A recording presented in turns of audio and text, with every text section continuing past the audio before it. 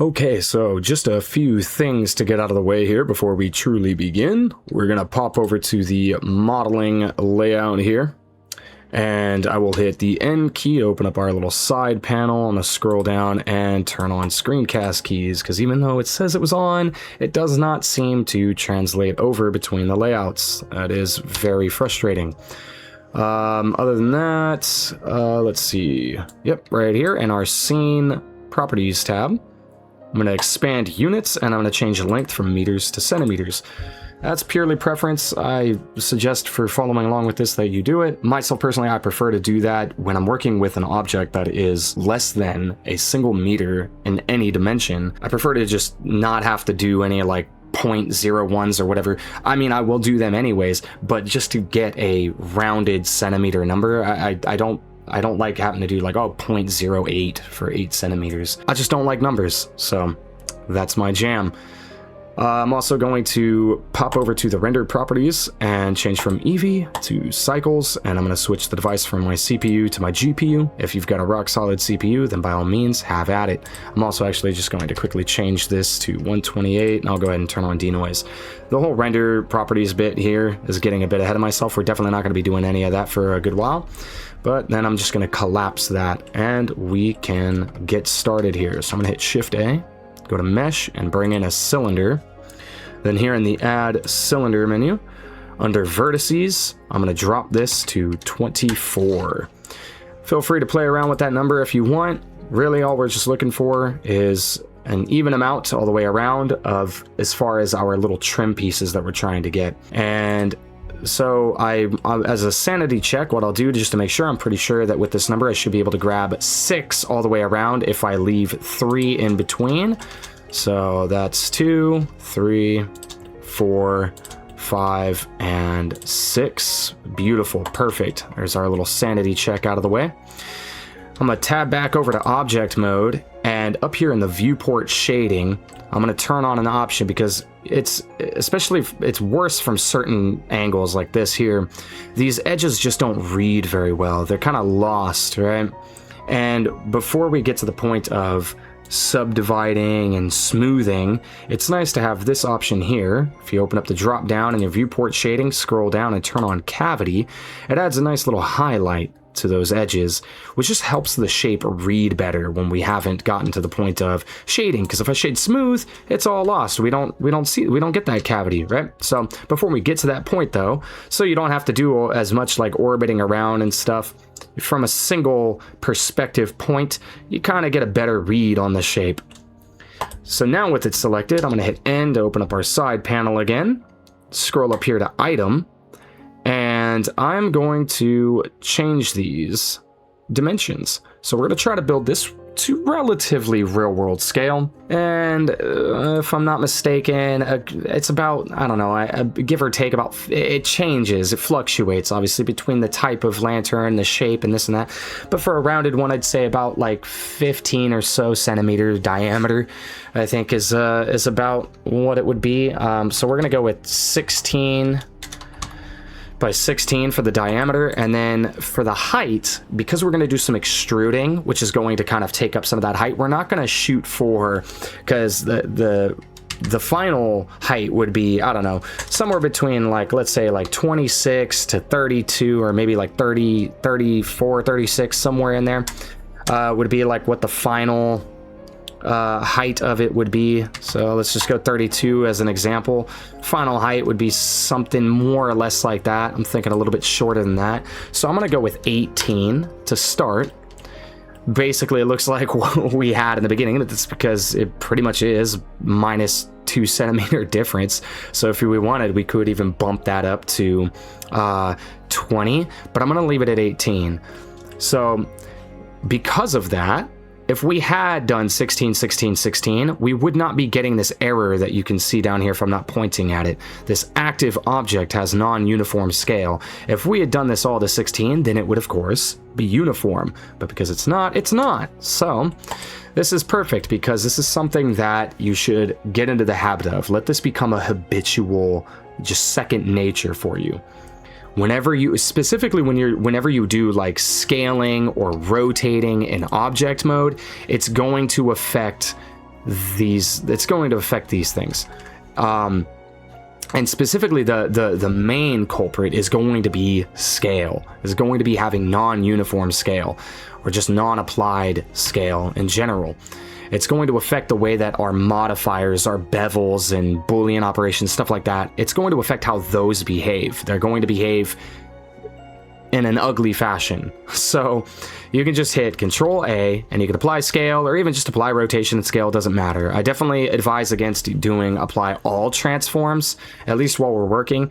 You can do it at some point, whatever. It's just once the shape kind of, if the shape really branches out and goes in different areas, it can move your origin point. I don't know, it's weird. So anyway, with that out of the way though, I'm gonna hit 1 on the number pad to go into front orthographic view. I'm going to tab into edit mode and hit 1 for vertices select, and we are pretty much ready to begin building out our shape. Okay, so we're actually going to just use face select and grab this top face, and then I'll hit 1 for vertices select, because I'm just weird and I prefer to see the vertices. That's why I'm always partial to just go wireframe and then do that, because it probably takes me about just as long once I'm in orthographic rather than doing this, grabbing that, returning to orthographic, you know? But anyway, dealer's choice, you do whatever you wish. So with this selected, I'm gonna hit E to extrude, and I'll do like 0.4, so right about half of a centimeter, just to get a little bit of a lip going there. Then I'm gonna hit E to extrude again, and let's go up like 1 full centimeter. S to scale, Shift Z, excuse me, and we'll bring it out 2 clicks, and then E to extrude. We'll bring this up 2 clicks, S to scale, Shift Z, and bring it back in 2 clicks. Yeah, just like so, something like that. Very nice. And then we're gonna go ahead and mirror this now. Trouble is, we're gonna gain some length, because you can see we even in this central region here, we've got a little bit more up here than we do down here, so it's going to add a little bit of this central region length down here. So what we could do, we could set our origin and do all that nonsense, but we're not going to bother with it. So we'll just course correct after we do this. So we've got a number of ways of doing this. From object mode, we can go to the modifiers tab here, the little wrench. We can go add, generate, mirror, turn off X and turn on the Z, and then we'll mirror that. So you can, oh, actually it doesn't look like it's really adding much of anything down there. So, never mind. Maybe it's just going to be with the other option. But I swear, it looks like it's slightly offset. But instead of doing that, and just if you do choose to do that, make sure you do turn off X. Otherwise, you'll have like some duplicated faces on this side that you'll have to clean up. Which, you know, could be cleaned up very easily. Just A to select everything, hit M, merge by distance, which is what we're going to do anyways after we do this as a sanity check. But we'll hit A to select everything in edit mode, go up here to mesh, down to symmetrize, and then we're going to change the direction from -X to +X to +Z to -Z, and there we go. Same deal, and then with everything selected, hit M, merge by distance, should say remove 0 vertices, which is awesome. And then I'm going to Alt left click this edge loop here, hit X and dissolve that. It's not necessary, but we also just don't need it. That edge isn't necessary. So I'm going to tab back into object mode, and sure enough, if we open up our panel here, well actually, hold on a minute. Actually, it looks okay. We're in the 20s, so no harm, no foul. I was expecting it to have done some funky stuff, but looks like we're fine. So that's awesome. Good deal. Anyway, now we will, let's see, we'll do the bottom first. So I'm going to go into wireframe and just box select this bottom edge here, and I'm going to E to extrude 0.4 to just give us another little kind of lip just like so.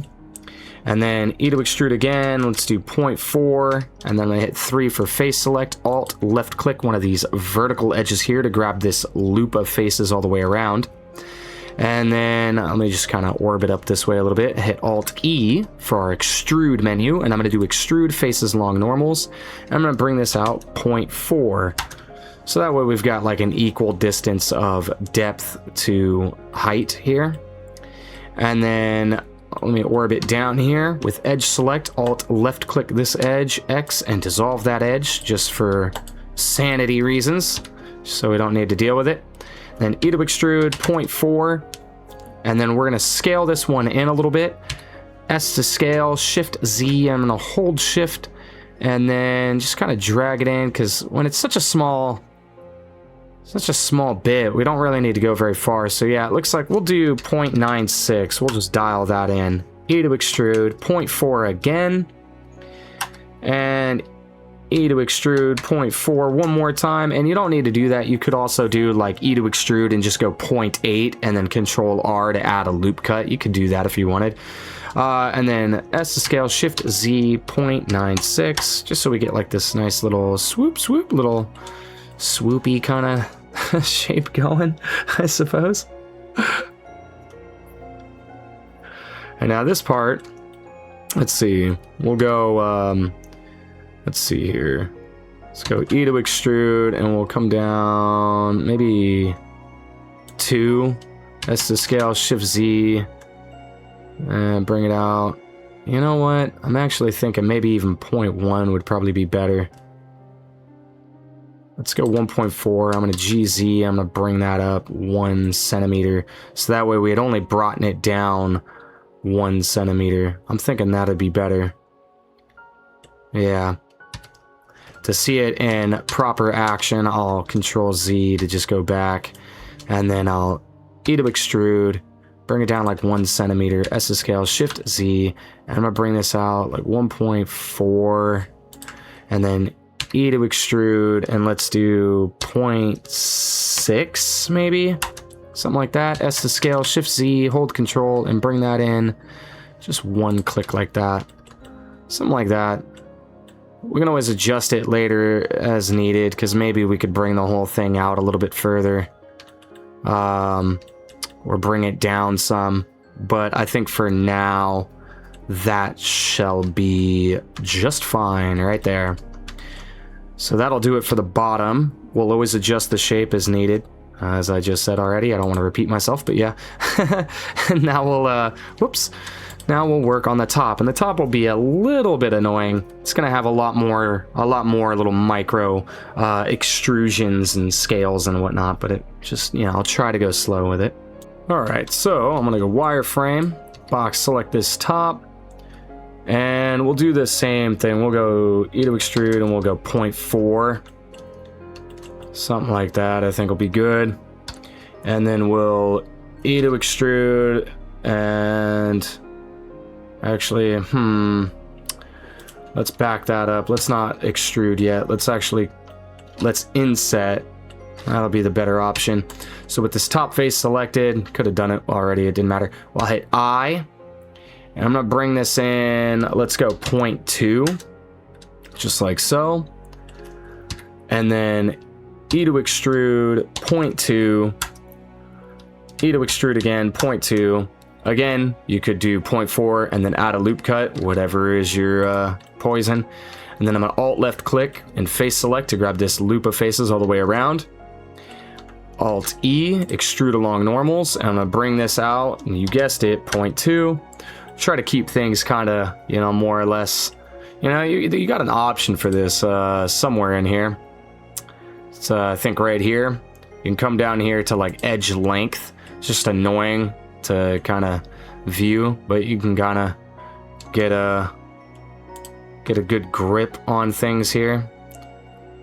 Oof, look at that. How did that happen? Oh, well, that's the length of this. So that's all right. That's fine. That's the way it's going to be all the way around, more or less.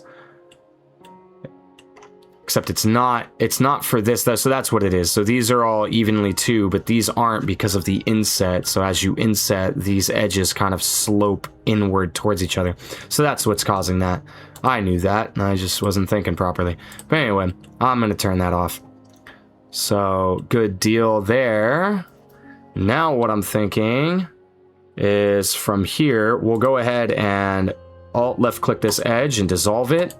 Grab this face. Let's E to extrude, and we'll go 0.4. I'm going to Alt left click this, and we'll do Alt E, extrude along normals, and let's bring this one out like 0.4 maybe.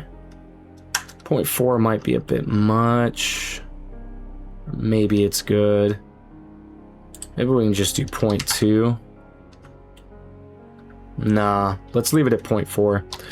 That way it's all equal, you know, equal, sort of. Not everything is going to be equal. Like, obviously, like this to this isn't equal, but that I'm not too concerned with. I wanted this to be equal to this, so you can't have everything the way you want it, you know? And then we'll grab this and E to extrude. We'll go 0.2. Just like that. Very nice. Very nice indeed. Just get a good look around this sucker. Because now I think what we'll do is we will... Let's think about this. Let's go E to extrude. Let's go 0.4 on this one.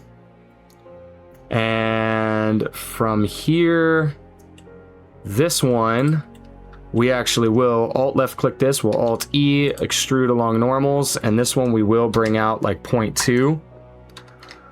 And then let's dissolve this edge for sanity. Grab this, E to extrude, 0.4. Grab this, Alt E, extrude faces along normals, and we'll bring it out. Let's go 0.2. Let me just look at it from the top. Beautiful. Yep. Nailed it. That way it's like this is equal to this. In fact, actually, I might want to bring that out a little bit more because maybe I want the top to stick out a little bit more. We might want to go 0.4. Rather than it being equal, we kind of have like a growing terrace here. You see what I'm saying? Yeah, nice little swoop. But there we have it. That'll be pretty good for... I'm just going to go ahead and dissolve that edge. I think that'll be good. If we need to adjust, we'll adjust. But I think that'll be good for the top portion there. Okay, so from here, what we're going to do is in object mode, before we go around to get about to making the little trim pieces, we're just going to put a little cap on this thing real quick. So hit Shift A, go to Mesh, and add a round cube. Let me mouse wheel out here. And in the Add Round Cube menu here, that is normally collapsed down here in the bottom left, you just open that sucker up. And this could be a little bit confusing. You don't have like the typical vert counts or anything to adjust. We have an arc, which will do effectively the same thing, right? As we lower or raise that, we get effectively like more subdivisions, right? So we're going to want to go for, I think, like 6. If I'm not mistaken, I'm not very good at math, but if I'm not mistaken, let's see here. So we'll tab into edit mode, wireframe, box select these bottom vertices beneath the equator line there, hit X and delete those.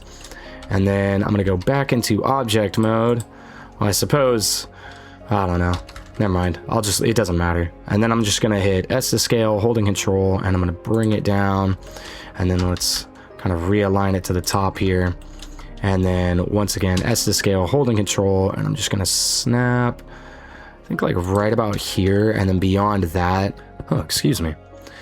We'll just kind of like scale and then hold shift and just kind of bring it in a little bit like that. So we can look at it from the top here, and I want a little bit more of a ledge. So I'm going to hit S to scale, holding shift. I'm just going to bring this in maybe somewhere like right in here. Yeah, that's okay for now. That is quite all right. We'll see if we need to adjust it more later, we will. And then we can just, you could always do snapping. I'm just gonna like zoom in, GZ, and then holding control, I'm gonna bring it down like that. You could always use like one of your snapping options up here, but since I usually do fairly uniform things and holding control, I'm always incrementally snapping. I find that a lot of things just kind of line up and snap together pretty nicely. But the reason that we wanted to go for 6 is if you look, it almost perfectly lines up. It doesn't. If you wanted, like, just if you wanted to kind of fiddle with it and actually stitch this together onto this, you would do something like grabbing this top face here, do an inset and kind of bring that in. But you can see they don't actually line up, and it's just I don't know that I'm gonna bother with it, but it just keeps a nice uniform, you see what I'm saying, nice uniform count going all the way around. So with that out of the way though, we will, hold on, let me just for sanity, I'm going to apply the scale on that sucker. We'll do apply scale and rotation on this sucker too. Even though we're not getting the warning, it's just a good thing to be doing. So I'm going to tab back into edit mode with the main body of the lantern here. And starting from pretty much any face, it doesn't matter. We only need to grab one, but I'm going to grab from here, this flat little short face, that lip that we had put in, and then following along that row of faces, I'm going to scroll down here and I'm going to hold control and left click here. And so what that does while holding control is that is the pick shortest path option. So it will it'll pick the shortest, it'll select everything, whether it's faces or edges, vertices, whatever your current selection mode is. It'll select everything between your first initial selection and your control left click selection. So pretty handy. Just depending on how far you're trying to go with it, you might have to help it along. You might have to do like 2 or more control left clicks, because the shortest path that it picks might not be your intended path, right? So just something to keep in mind. But this here is exactly what we want. So I'm going to hit Shift D to duplicate that. I'll right click to snap it back to where it was. Hit P for the separate option and separate by selection. I'm going to tab into object mode here, select the main body of the lantern, and we can go ahead and hide that for a moment. You can also hide the lid. Doesn't really matter. And then we'll tab into edit mode with our little thin strip here, and we're ready to begin kind of building out this little trim piece. Okay, so first of all, to get this done, what we're going to do is hit A to select everything, and then we will E to extrude, and we're just going to do E. We're not going to do like along normals or anything. I guess I could show that real quick. Just as a quick side, if we did do extrude along normals, you get this where the edges that kind of represent like a change in direction get skewed like that. I want them to stay flat. Pretty much all of the angles really get like a slight skew. So if we ended up doing that, if we did that, what we'd end up wanting to do is like alt left clicking this loop here, hitting S to scale on the Z, hit 0 and flatten that out. And we'd want to do that kind of all the way around like this. And then by the time it's done, it looks like it's like scuffing the shape until you are done doing it, just kind of getting it all done. And regardless, in the end, this face is always going to be a little funky, but I feel like it's still inevitably it's always going to like kind of skew the shape a little bit worse than if like you just do a regular extrusion, right? So pardon my little detour there, but what we'll do is we will just extrude, and we're going to do 0.4. Yeah, see, look at that. With having just done a regular extrusion, we don't get like this weird offset in the shape between this edge to this edge after having flattened those out. So it's just better to have this though.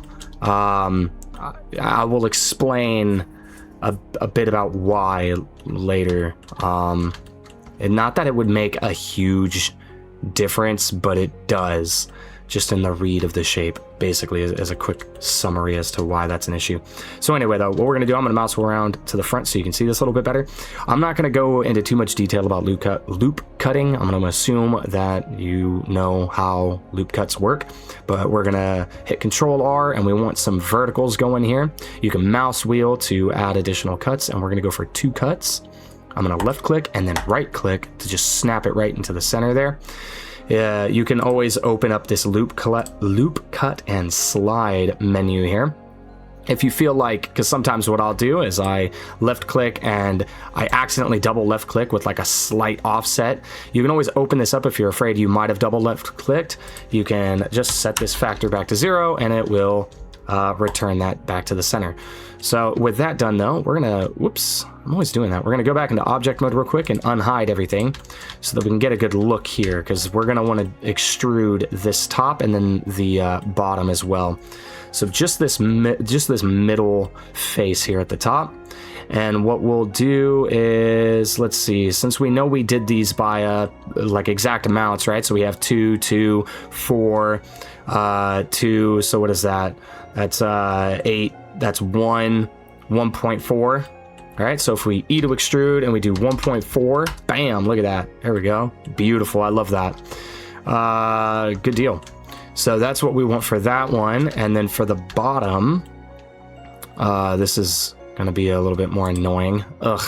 We can always hide this and then just go into edit mode, select this, unhide, go back into edit mode, and we know we have that selection. Or you can just go wireframe, or however, there's many ways to get it done. Heck, because we're in edit mode, you could probably even just like click like that. Yeah, there you go. Okay. I was gonna say this shouldn't be blocking anything, but anyway. So now we have what, 0.4, 0.4, and 0.4, 0.4. So yeah, 1.6. So what I'm going to do though is I want to follow these extrusions. So I'm just gonna do it like this. I'm gonna go E to extrude. I'm gonna go 0.4. Then I'm going to E to extrude, go 0.4 again, E to extrude, 0.4, E to extrude, 0.4. You don't have to do that. You could E to extrude and go the full 1.6, and then you could, like, actually as a demonstration, because I've said this before when we were doing other extrusions on the main body here, just to demonstrate that, we can go E to extrude, 1.6, and then we can loop cut like so, and just add in, what would it be, like 3 loop cuts like that. Left click, right click, and that's the same thing, just like that. You could do that. I'm weird. And I'm weird. I'm a control freak, and I prefer to have precise control over things that I have no control over. So anyway, though, now with that done, what we'll do is we'll grab this face here, and then we're gonna mouse wheel all the way up, hold control, and left click here. And then we will E to extrude. I suppose before we do this though, we could do something, but nah, we'll just, this is going to be a good demonstration of kind of the raw process of, you know, you do something and then you might want to go back and make fine little adjustments. That's a very common occurrence, as with any art. And so kind of knowing how to approach those things is critical, right? That's what I feel. That's one of my aims with these videos. It's not like tutorials. It's more so just like a demonstration and a reminder, that friendly reminder. You don't got to be Mr. Incredible. Haha, slight shade cast there. You can. It's okay, you know, especially if you're learning. You're gonna get there, and as long as you keep launching the software and you keep trying, part of getting good at it is understanding how to fix things when you maybe not made a mistake, but did something that you're like, I don't really like that. And just being able to knowing with confidence how you can approach it, even if it doesn't look necessarily professional, how you're going about approaching it doesn't matter, you know, not in my mind. Anyway, though, so with these selected, we'll hit E to extrude, and let's go another 0.4 on this. That looks pretty good. Just kind of wheel around. Oops, I messed up. Oof. How did I do that? I'm not really sure. There we go. We want this whole this whole chunk here. So E to extrude 0.4, just like that. Good thing I checked. It's weird. It was almost like I had a premonition. Like, yeah. Interesting. Anyway, though, so then we'll Control R to add in 2 more loop cuts right down the center here. Left click, right click to lock it in. I'm going to close that so you can better see the screencast keys.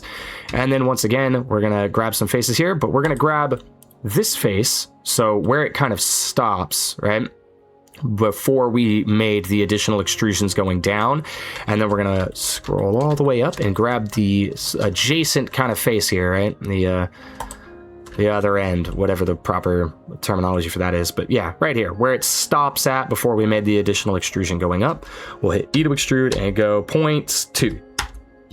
There we go. Yeah, that looks pretty good. Just a nice little nice little lip on there. Beautiful. And then we'll want to do just a bit of adjusting, right? So it's going to be more annoying here at the bottom, because I actually want, the reason why we gave a crap about lining up these edges is because I want this extrusion here to kind of follow the flow of this shape, more or less. But up here at the top, I don't really care about that. What we'll do for here at the top is maybe just hit Control R for a loop cut, and then maybe bring it up. Or maybe we can just leave it right there. I don't really know. It would be nice if it would have lined up right here on that edge. We can hit GG and bring it up like a little bit. If you really want it, you could just GG, and instead of like control sliding, you could just like hold shift and line it up like that. It ultimately doesn't matter. The difference in the shape is going to be fairly minimal. So I'm just going to leave it right where it was at center, right? So I'll dissolve that and show you. Control R. Just center that up right there. It's not a big deal, but feel free to do whatever you wish. Then I'm going to grab this line of edges right here. Hit GG for our edge slide. So edge sliding, if you're not familiar, basically is just going to slide along connected edges. It can't extend out. Like if I just hit normal G, you could extend out. You can't do that with GG. It's going to slide along existing edges. And with this, I don't know if I want to like line it up to here or leave a little bit of a lip. I think I would like to leave like a little bit of a lip there. So I think I'll just go to like -3 on the edge slide there. Or is it -3 or -0.3? Yeah, -0.3, excuse me, for clarity there. We'll just do something like that and call it good on the top. So then it's really going to be this bottom part that's going to be annoying. We'll have to do a little bit of finagling around. There's a lot of different ways that we could approach this. I'm going to just do it very heavy-handed kind of fashion. So feel free, if you know of a cleaner, more efficient way using snapping and such and so forth, then by all means. Okay, so the way that I'm going to approach this is, first what I want to do is I want to bring this bottom faces, right? Because we got this little gap here. I want to bring this bottom chunk of faces back. Now, that's really hard to do, right? When we're not aligned perfectly with any of the axes. I mean, we could always grab in object mode, we could grab the whole thing and then just kind of like slightly rotate it so that we're aligned with the Y. We could do that, and then all of our problems are solved. It would make things much easier. But rather than doing that, just to kind of demonstrate how actually easy that would be, you just go like this, and we know this line right here is our Y. So we would just go rotate on the Z, and you could probably even get away with, no, not really snapping. You just like eyeball it, right? As long as it's relatively aligned there. And then you would just want to make sure that you control and like, apply your rotation and scale. Control A, apply rotation and scale. You could do that by all means, actually. Go ahead and do that. What I'm gonna do though, because I think it's a good thing to see this, you don't always have that option. Sometimes you got to work in the directions that you got, and there's a lot of different ways of doing it, but one of the just the most straightforward ways is to play around with our transformation orientation and our pivot point. All right, so what I'm going to do is I'm going to switch to normal for our transform orientation. I'm going to switch to normal and maybe 3D cursor.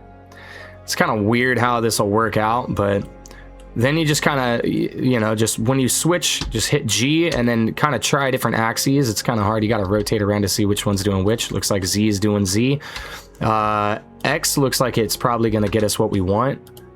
Pretty dang close even. Yeah, I would say we could probably get away with X. So we'll just do G, X, and just kind of slide that back with a little bit of an overlap there. I want that coming back pretty good, something like that. And then this is where it gets weird, because like different selection modes and different locations, specifically when you're using normal, it can be weird. You'll think like, oh, well, X worked there and I'm moving these other things in the same direction, so why would it not also work for that? Well, just because reasons, that's why, I guess. But like, for instance, if we grab this and we hit G, then X, we'll see this X is actually going along the X. So we'll have to mess around here. Let's get a different view and see what's going where. Yeah, it looks like Z is going to get us what we want, and then Y is kind of taking over for the Z. So we'll just do G, then Z, and I'm going to drag that back a fair bit. Nothing too crazy. Maybe we'll go, let's see. Whoa, excuse me, -0.2. That's probably a bit much. Let's go negative 0.16. Okay, I thought I hit negative and it didn't. Negative 0.16. Even that feels like it's a bit aggressive. Let's go 4. Yeah, whatever. Whatever looks good to you, you know? This isn't an exact thing. This isn't gonna make or break the shape, I promise. It'll be all right. I could probably even go ahead and do the same thing with this one. Just kind of bring this back just ever so slightly, just so it's a little bit more thinned out there at the bottom. But yeah, there we go. Something like that pretty much. That's more or less all I really was looking for. And then I'm just gonna switch this back to global and switch this back to medium point. And there we have it. We have our little trim piece. Now again, for sanity reasons, I'm gonna do rotation and scale, apply that in object mode. And now let's scroll this out here, and we're going to add a modifier to then array this. We're going to add the array modifier to array it around our shape here. Now what's great is that our cylinder's origin point is right there with the 3D cursor. It's in the center. It's at the world origin 0, 0, right, or whatever it is. And because we duplicated this trim piece from the faces of this, its origin point is also over there in the center of the 3D cursor at world origin. And that is in the center of our shape, smack dab in the center of our shape, and that's important. So if we go to our modifiers tab, we go add, generate array, and then we change the shape from line to circle. Already you can see we're getting what we want. Now, for an example, like if we had taken, let's say I put the, I have to find like an off-centered thing here. So if I select this face, hit Shift S, and I put cursor to selected, go back into object mode, select this, and I go set origin with right clicking, by the way, right click to open up this menu, set origin to 3D cursor. You see how it scuffs up the circle is going to circle around its origin point. All right, so if for any reason your origin point was not already kind of like in the center there, what we can do is, well, you can grab the cylinder if it's still at origin. If it's not, you can always, you know, there's so many different ways we could fix this. I want to try to take this slowly though. What we could do though is, even if you're not at world origin, we want to go around this shape, right? So we could even take the cap here, and we could take this center vertice right here, do Shift S and cursor to selected, and then we can grab one of these, we can right click, set origin to 3D cursor, and then that's back in the center. It doesn't matter how high or low it is, it's just going to circle around whatever that point is. So even that will work just fine, right? It's not a big deal. And I can hit Shift C, that's something else you can do, Shift C to set the 3D cursor back to world origin. And that's the other thing that we could have done. We could, if your cylinder's origin point is not at the center, you could set it to center by setting the 3D cursor there. If you're relatively on center, whatever, you know, then you could right click, set origin to 3D cursor, which is now at the center. You could do that with this. There's many different ways of getting it done, but yeah, you see. So sorry for the detour there, but it's important to know. Modifiers, a lot of them, working with modifiers, a lot of it is just understanding their fickle expectations, you know, their requirements. So with that out of the way though, what we want is we want a count of 6. So I'm just gonna bump that up to 6, and beautiful, there we go, all the way around. We can go ahead and apply this now. We don't have to, but we could apply it. You can leave it unapplied in case you want to do any further adjustments, which is what I would recommend doing. Just leave it there, because then if you want to do any adjustments, all you need to do is adjust just this one, and all of the other ones are going to follow suit in the same, based on their orientation, right? Because that's already what they're doing. So like as an example, if like we were to grab, say, these faces here, and we bring them out on the Y, you can see everything follows relative to its own little orientation as it's aligned going around. So it's a good idea to just kind of keep that unapplied for now. Okay, before we continue to build out the shape with any further geometry and stuff, what we're going to do now is take a little bit of a detour to kind of look at what it is we'll be doing to really bring this shape to life, so that it's less like faceted and polygonal and flat.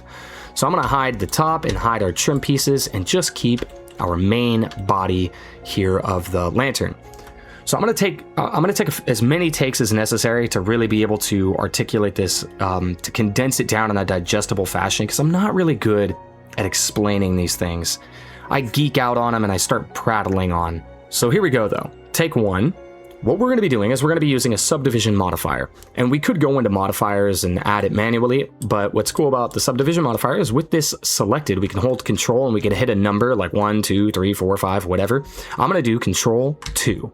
And that's going to automatically add a subdivision modifier to our shape here. If you wanted to add it yourself, like manually, you go to add, generate, and down here it's called subdivision surface, whereas here it just displays, once it's added, it just says subdivision. It's the same dang thing though. And ignore the render levels.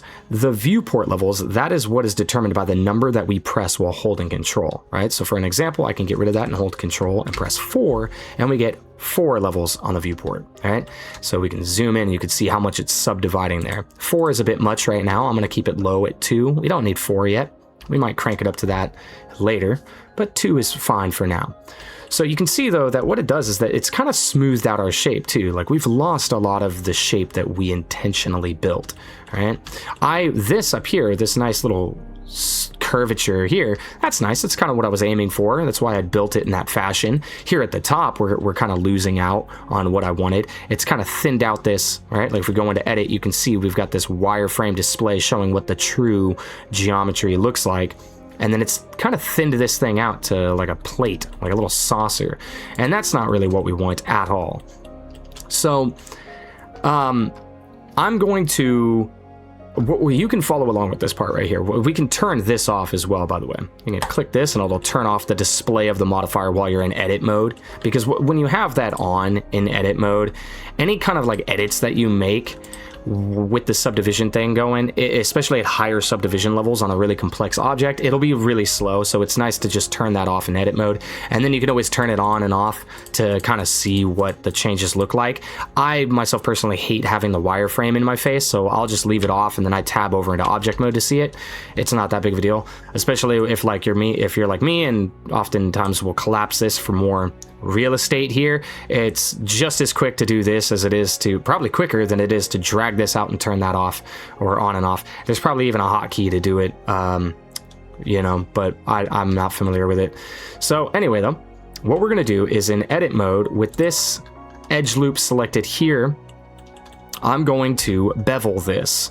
All right, so this isn't official. You can follow along with this part, but I'm doing this right now as to just really illustrate this point.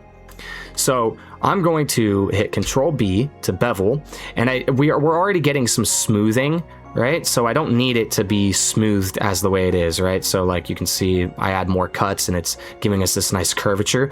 I don't need that.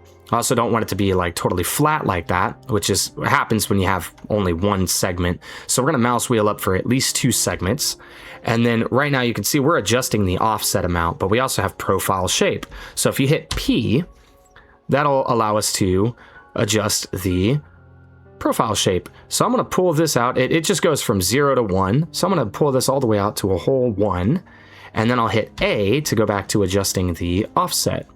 And I'm going to keep this pretty small. Maybe something like, let's go with like 0.4. That's not too small, but I think it's fair.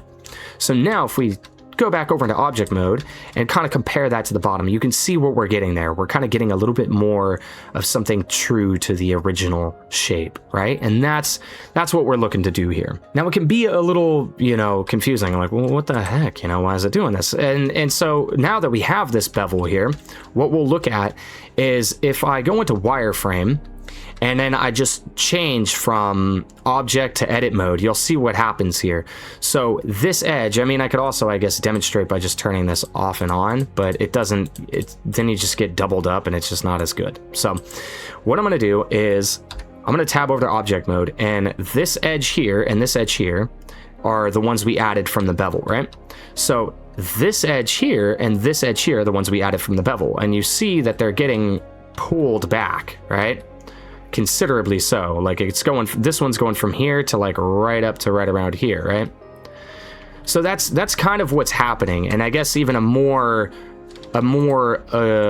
direct example is looking at this edge here. If I go back into wireframe and I go into object mode, it's getting pulled down to here, and we're not getting that flat vertical face anymore. It's pulling that edge out. So that's what the subdivision modifier is doing, is it's subdividing and kind of smoothing and pulling, like relaxing edge loops. And it's working with what we give it. So we gave it very little to work with. So now what we want to do, these loops here that we've added, these are commonly referred to as support loops. They are supporting this loop here. They're supporting that shape that we had intentionally built. Without them, the subdivision modifier is looking at this full real estate here and this full real estate here, and it's kind of working with that, and it's smoothing it out. Without these loops there, it's just working with all of that real estate, thinking that it's all fair game effectively. So you can think of these loops that we're going to add as kind of like marginal windows that we're constraining the subdivision within. We're saying you're going to work within these loops here. You can work with between this loop and this loop, you can work between there. But as far as for this loop here, you're going to work, all of your subdividing and smoothing will take place between this loop and this loop, as well as from this loop to this loop. And because of that, it's good to keep equal distance, right, from this loop that you're supporting. That's why we beveled, because then it's, relatively speaking, it should be offset by an equal distance on either side of that initial loop, versus having gone through and doing Control R and then sliding it down and then having to do the same thing on the other side and eyeball it, because obviously the length between here to here is greater than here to here, so the amount that you would have to edge slide by will vary. Okay, I'm gonna say I nailed it in one take, dude. Let's go. Heck yeah. Hopefully. I really hope that that was a good explanation of it. So the best thing though, there's no better teacher explanation than just by doing it and seeing it in action, right? So we're going to continue forward here doing exactly what we did up there.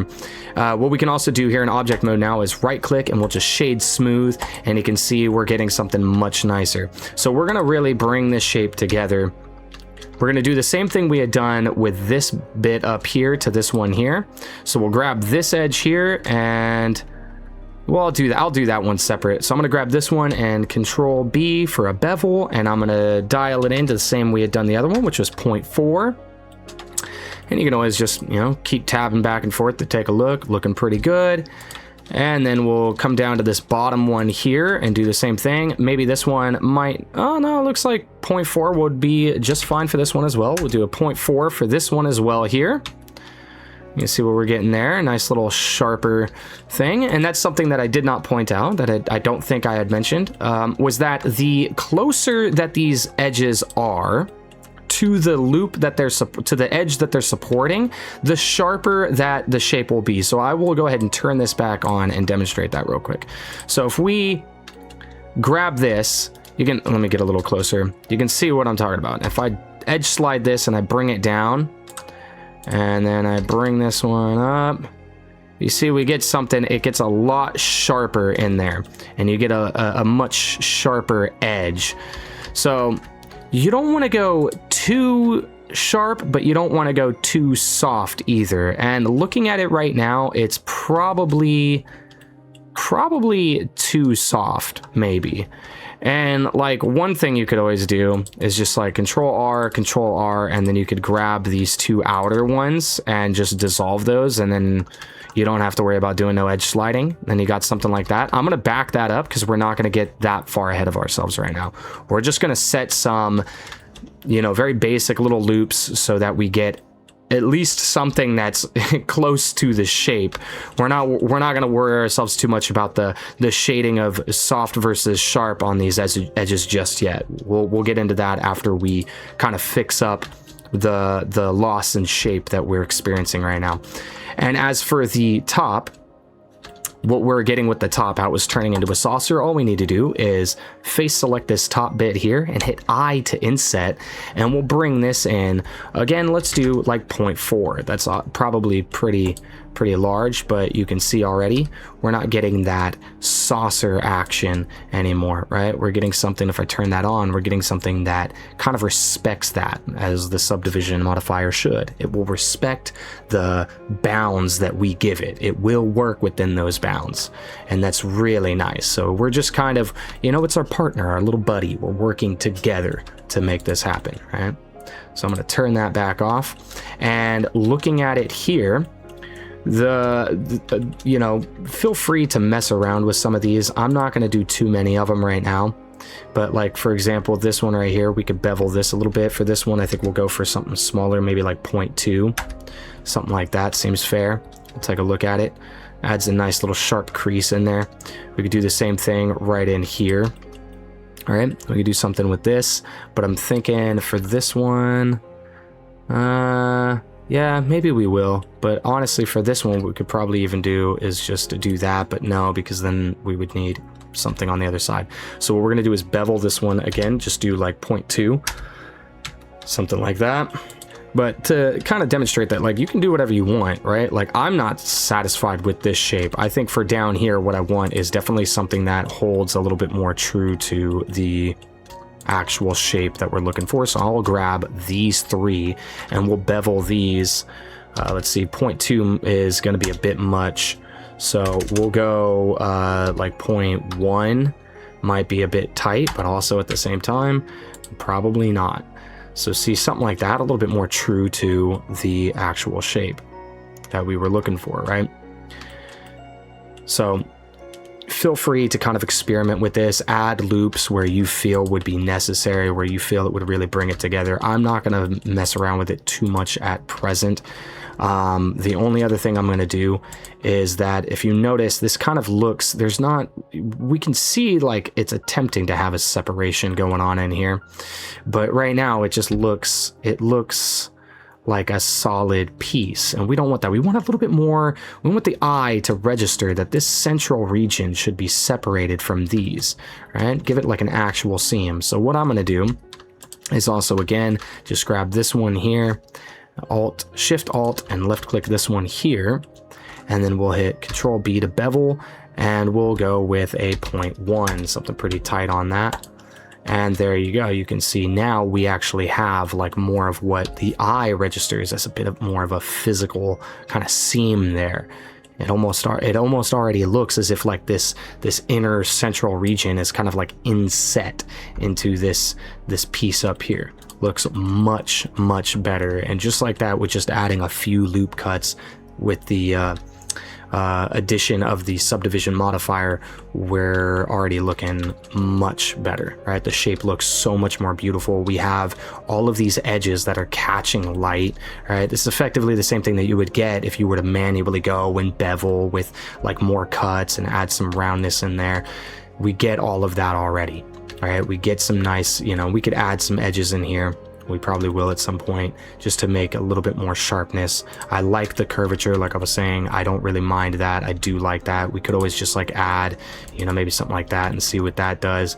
Maybe it'll make the make those kind of like those inner grooves kind of pop a little bit more. Just adding a singular loop cut right down the middle of them seems to have done wonders. Look at that. Nice, right? You play around with it. There's really no right way to do this. This is just kind of how the shape is going to come together. And in fact, actually, the only other thing I forgot that really bugs me is that I don't like that we're losing this here, right? And how it's pulling that edge down. So we will bevel this one, and this one will go with like a 0.1 as well, so that we get a little bit more of that little top lip there.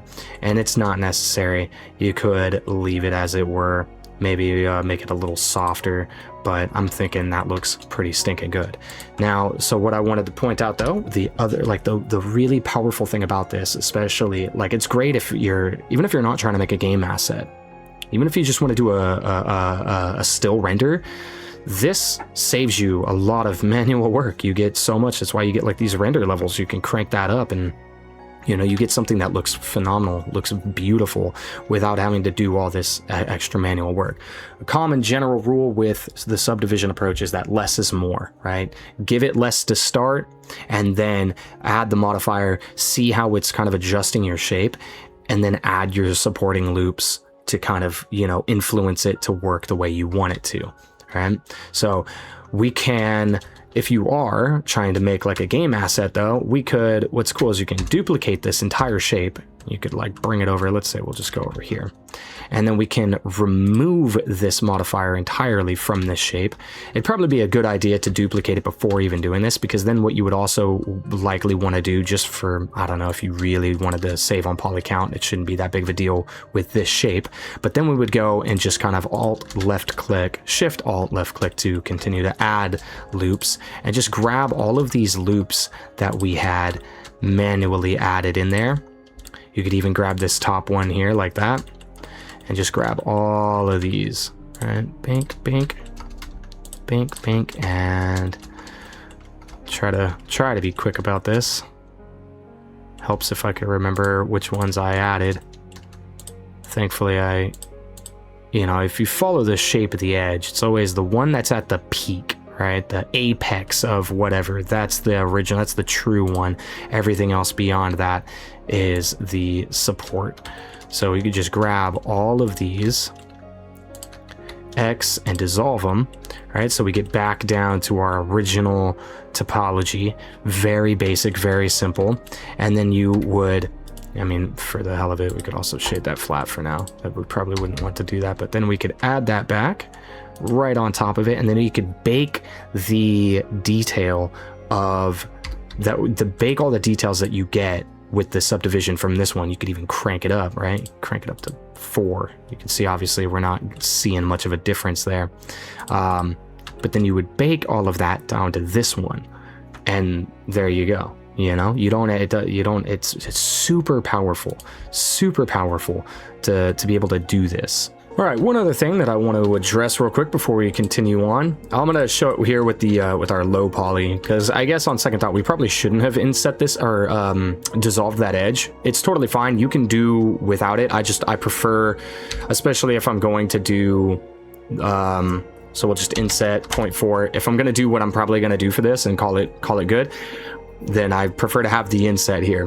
So there are conflicting opinions about this from industry veterans. So, I mean, who do you listen to more, right? You can get hung up on that stuff all you want, which is kind of why I find the whole Mr. Incredible stuff, the noob versus pro Blender content to just be so ridiculous. No shade intended towards any specific content creator. It's just more so the concept, the premise, the idea of it all. Because I spent most of my life in construction, and it's very much the same, where you'll have, you know, one guy show up and he's looking at work that somebody else has done, and he's got all these things. So, oh, you shouldn't have done that, blah, blah, blah, blah, blah, all this. But then if you go and check out that guy's work, especially with like somebody else or like myself, I can see all the things where I'm like, well, you shouldn't have done this, X, Y, and Z. So it's just the name of the game. You know, it's competitive, it's cutthroat. And so it's unfortunate that the easiest way is to kind of just like put people down. And the reason I say this is because that I've had some industry vets tell me that like it's totally acceptable to just poke this circular forms, just poke that. But then I've had other industry vets that have seen me do that, and then they're like, "Oh, you shouldn't do that. Definitely don't do that. You should grid fill that." And then when I'm like, "Oh, well, you know, I've had other people tell me that you don't need to do that," and they try to say, "Oh, well, they're amateur," and I just scoff at that. I'm like, I don't know. I really don't know. I just kind of laugh it off, because at the end of the day, I mean, is it amateur when they've been working in the industry for many years and they're making high quality things, like far more quality than I myself? So you know what I mean? You just, the reality is though, that even amongst the professionals, there are differing opinions and there's different ideas on what is the appropriate approach, or what is like professional or not professional, what is more of an amateur move. So don't get hung up on that. Don't worry about being Mr. Incredible, because when you are Mr. Incredible, then, you know, there's always going to be, I don't know, who's above that, who's above Mr. Incredible. Omni-Man? Then there's going to be Omni-Man looking down on you. So just don't care, dude. Don't care. Do what you do. So if you want to grid fill this, grid fill it. If you want to right click and poke it, poke it. Doesn't matter. It's a circular form, and this is where it is more acceptable to just kind of do something like that. You know, it's an end cap. Just kind of poke that. It'll be all right. All right, with that out of the way, we'll just really quickly go ahead and do the same thing to the bottom here. Inset 0.4, and we'll go ahead and poke the faces and call it good. And then we'll come over here, and what we'll do on the high poly is we'll scroll down here to materials, and we'll add a new material. We're not going to change any of that up there. I'm going to come down here to viewport display, and we'll just bump the metallic to 0.75, and we can drop the roughness down to 0.3. And I'll just collapse that. And that just gives us like nice right here and convenient in solid view. We don't have to switch to material. None of that stuff. You don't have to switch between, you know, going from studio to matte cap. I am kind of partial to working with this matte cap though. Like I've literally just continued to work with this, like completely turned on just because, I don't know, I'm partial to it. I like the color. It reminds me of Metal Gear Solid 1 and Sons of Liberty, honestly. Probably more so Sons of Liberty maybe. But anyway, I do enjoy that, but that's just a nice little thing you can do. And it's not based on the material. It's purely just the viewport display. In order to see the material, obviously you need to go to material preview, but see, you'd have to adjust these and do all kinds of other stuff. So we're not building materials yet. We're just kind of wanting to see, try to see some of that shading a little bit better. So what we'll do is, because if you look down here, get this kind of like artichoke petal, little flower petal looking shape from that ring of faces that we had inset. The subdivision modifier is kind of pulling them in. So what we can do there is we'll just go ahead and poke faces. Same thing up at the top here. We'll just go ahead and poke faces and call it good. Sweet. Sweet. Looks like at the bottom though, it's still having a little bit of a weird kind of shading going on there. Probably due to the, I'll just hit C for paint select and just scrub around all that. In fact, actually, let me undo that just because sometimes it's another one of those things where like if you had another face selected, it adds whatever you select to that selection.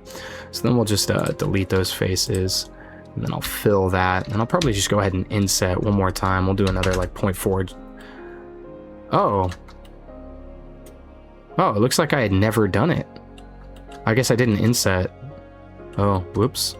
I thought I did. That's probably why we had that then. Never mind.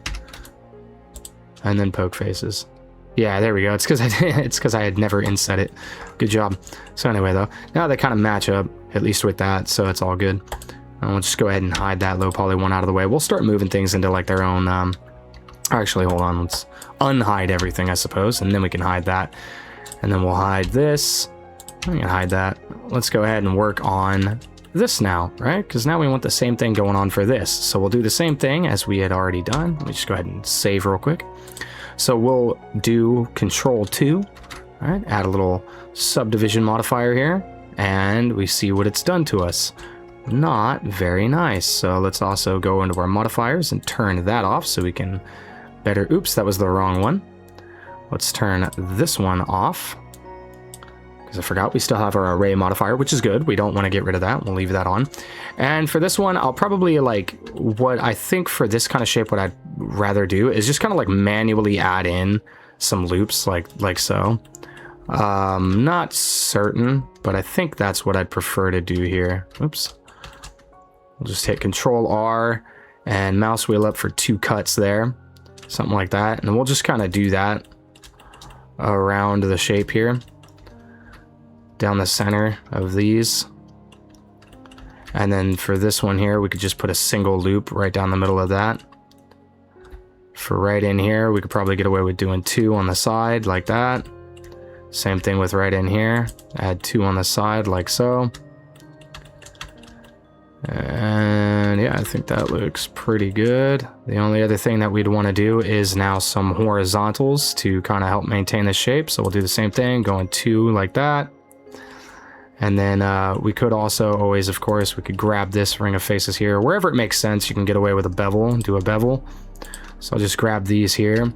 We'll do a little bit of a bevel, make sure we're on 2 segments and our profile shape is set to 1. And for this, I'll go like, let's see, let's 0.06 maybe.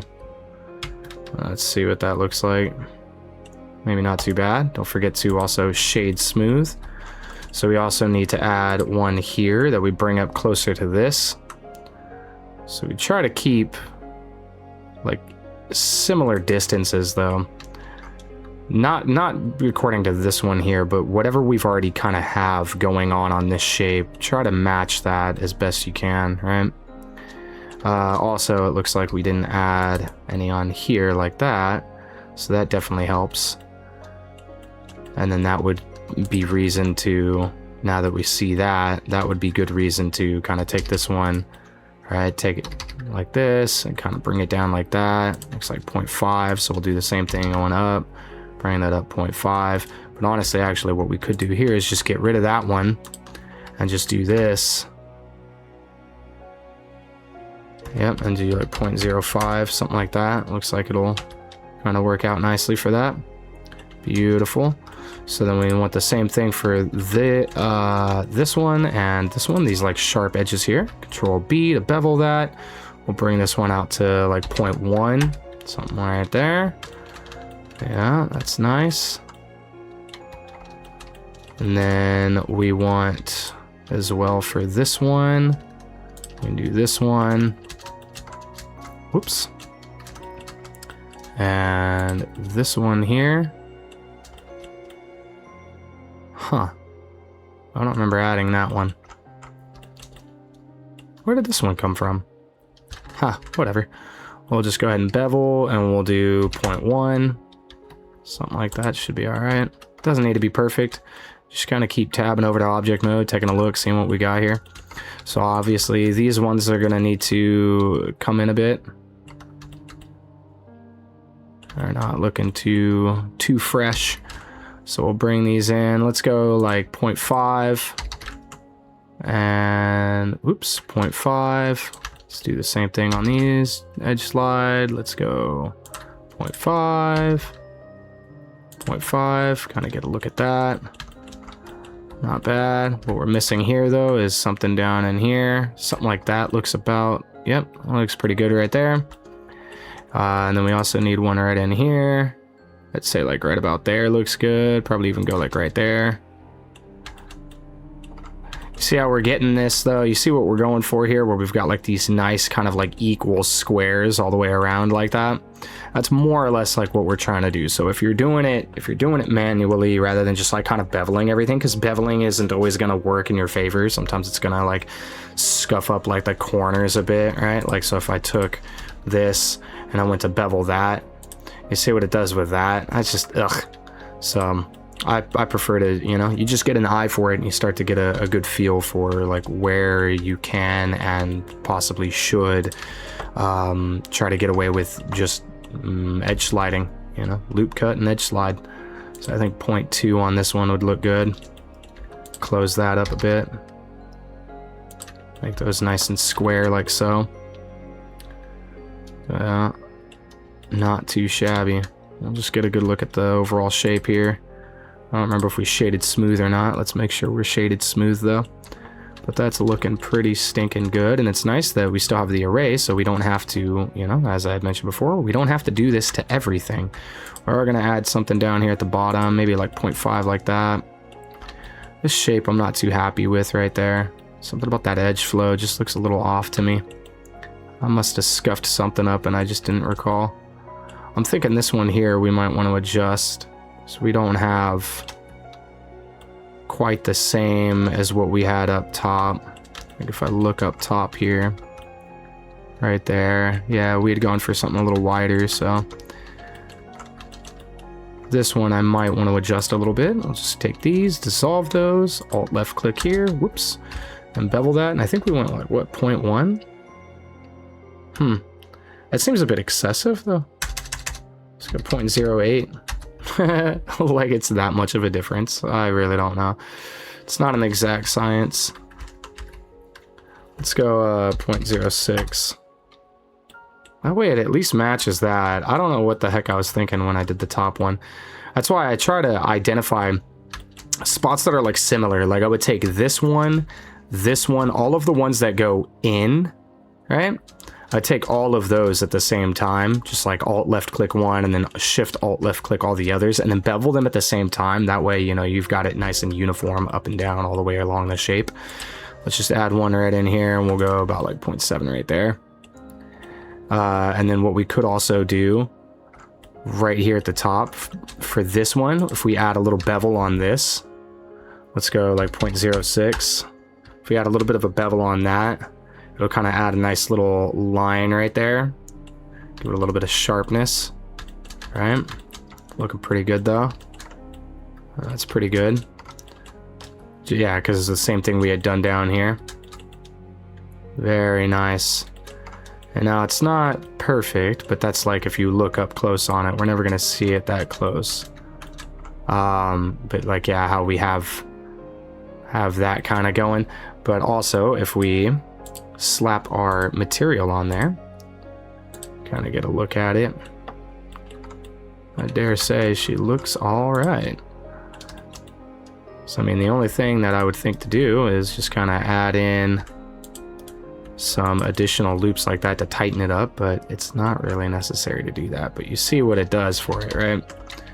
That's kind of just the name of the game. I think I'm gonna leave it like that for now though. That's looking pretty darn good. We have something that is still kind of true to the original shape that we had going. And if we wanted, what we could do rather than having it all the same, we could actually, for these trim pieces, we could actually get rid of this material, add a new material, come down to our viewport display. We could do the same thing of 0.75 and 0.3, but we can actually change the color of this one to maybe be something a little bit more golden, brassy kind of color. You know what I'm saying? Just so we can have like a little bit of, you know, variety there in what we're looking at. Just to kind of help us really see the shape come together, right?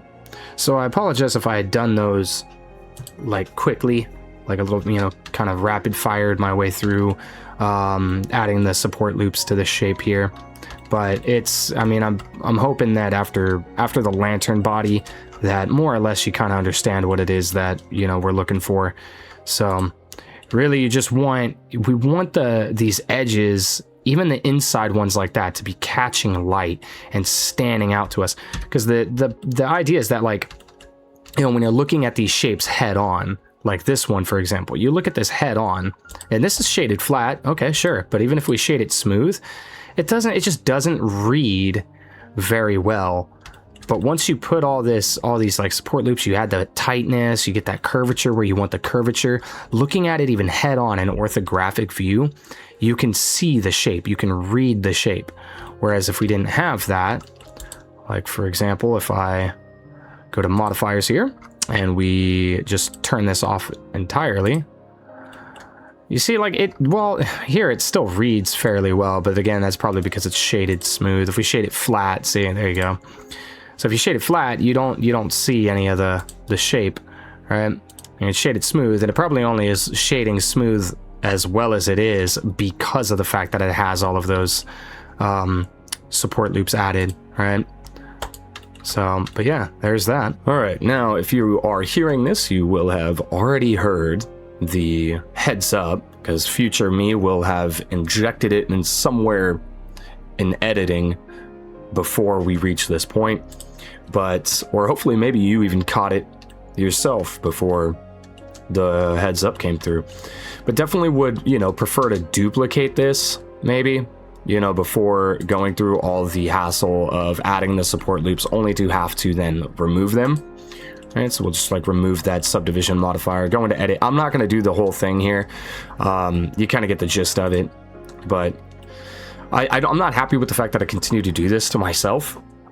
But for the context of the video, I do appreciate that I kind of lost my focus there. I got a little sleepy and I made this error, because it's that's the whole point here, is a nice little raw demonstration of the process. Or I guess a demonstration of that raw process, right? Like, these things happen. Oops, no big deal. It's especially here, right? It might be a real pain for a more complex object, 1000%. You might really be unhappy with yourself if you, you know, have to go through and do all this doctoring, basically just undoing all the stuff you did. So, you know, but it's not that big of a deal. You know, as long as you alt left click, you know, and you're taking support loops, not the ones that actually make up the shape of the geometry, right? You can alt left click an edge loop, shift alt left click to continue to add edge loops to that selection, and you could go around, as I demonstrated with that first one, you could go around and grab all of them in one go and hit X and dissolve. And as long as you didn't grab any of the ones that make up the shape, you only grab the supporting ones, then you'll be fine. So I still have a few in here that I'd have to get rid of. I'm not going to do that right now for the video. So you get the gist of it. So anyway, beyond that though, what we'll do here is I'm going to go ahead and grab this and duplicate this over. We don't need to, we don't need to do any crazy stuff with this. No support loops or anything. It'll hold up fine, but I'm going to just need to duplicate it over there anyway. So we got that.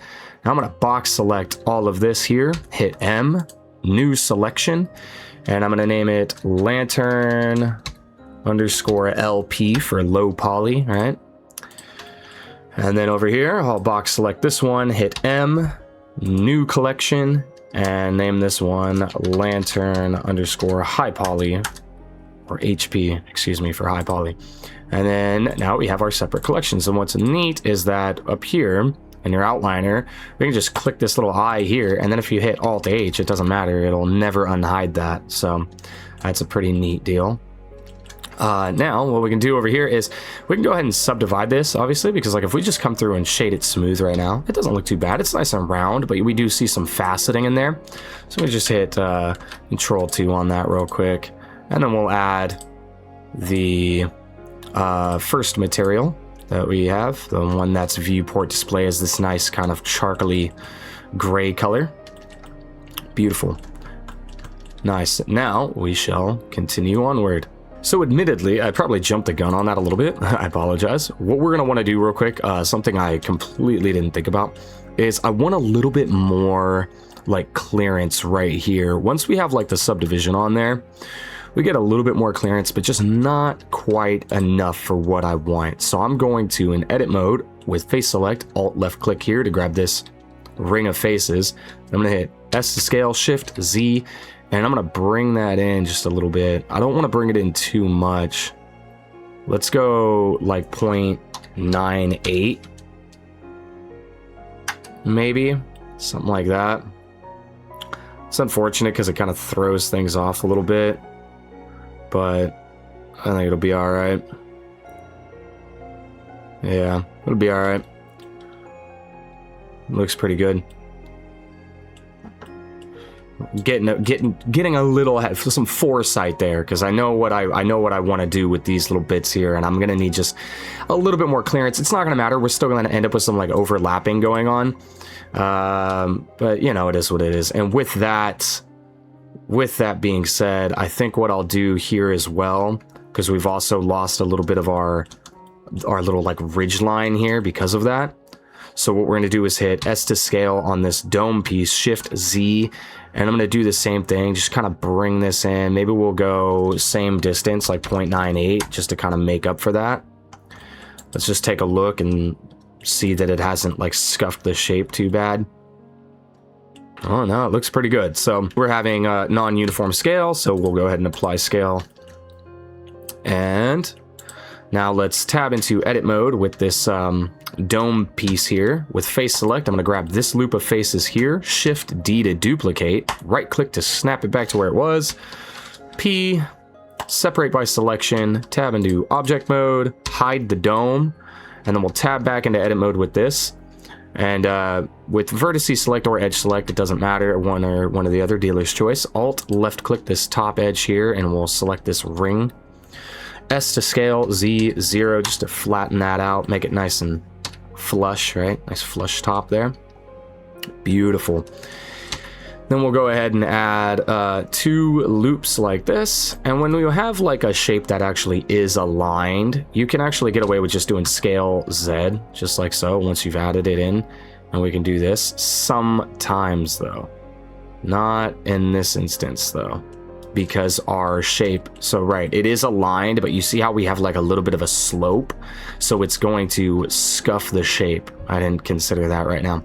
So you see how we're getting that kind of like little kinks at the end, and who knows, maybe that's good, right? It's all it's not like that's bad, right? Maybe that could be a unique shape. So it's just not what I'm looking for right now. But that is something that you can do. That's a lot quicker than having to take each one and then kind of edge slide it. There's probably even a method that I'm not considering right now to effectively do the same thing. But anyway, what we'll do is I'm going to edge slide. So GG, I'm going to hold control and I'm going to bring this up maybe like 0.7 and then bring this down 0.7, something like that. I think will look pretty good. And then grab the whole thing here. And then we will, let's see, maybe we could do along normals, maybe. I don't think so. I don't think along normals is going to work very well. No, we'll just E to extrude, S to scale, Shift to Z, and then that way we get like a nice kind of flush thing going here. So I'm going to bring this out, maybe, let's see, let's go like 1.02. Let's go 1.04. Give us a nice little thick band there. We still have a little bit of room here now. Then what we'll do is grab these two loops of faces here. And I suppose also what we could do is we could turn this off in edit mode. Pardon me for that. That is annoying to kind of work around. So with these two rings of faces here, then we'll hit... we could do the same thing, honestly. We could E to extrude, S to scale, Shift, Z, and then bring it out like so. Could do that. And then just bring this one out. Same deal, maybe like 1.02. Or at least close enough to the same deal. Once we go into object mode and we look at it, after the subdivision is applied, they kind of meet up nicely, whereas without it, it's got like a bit of an overhang, right?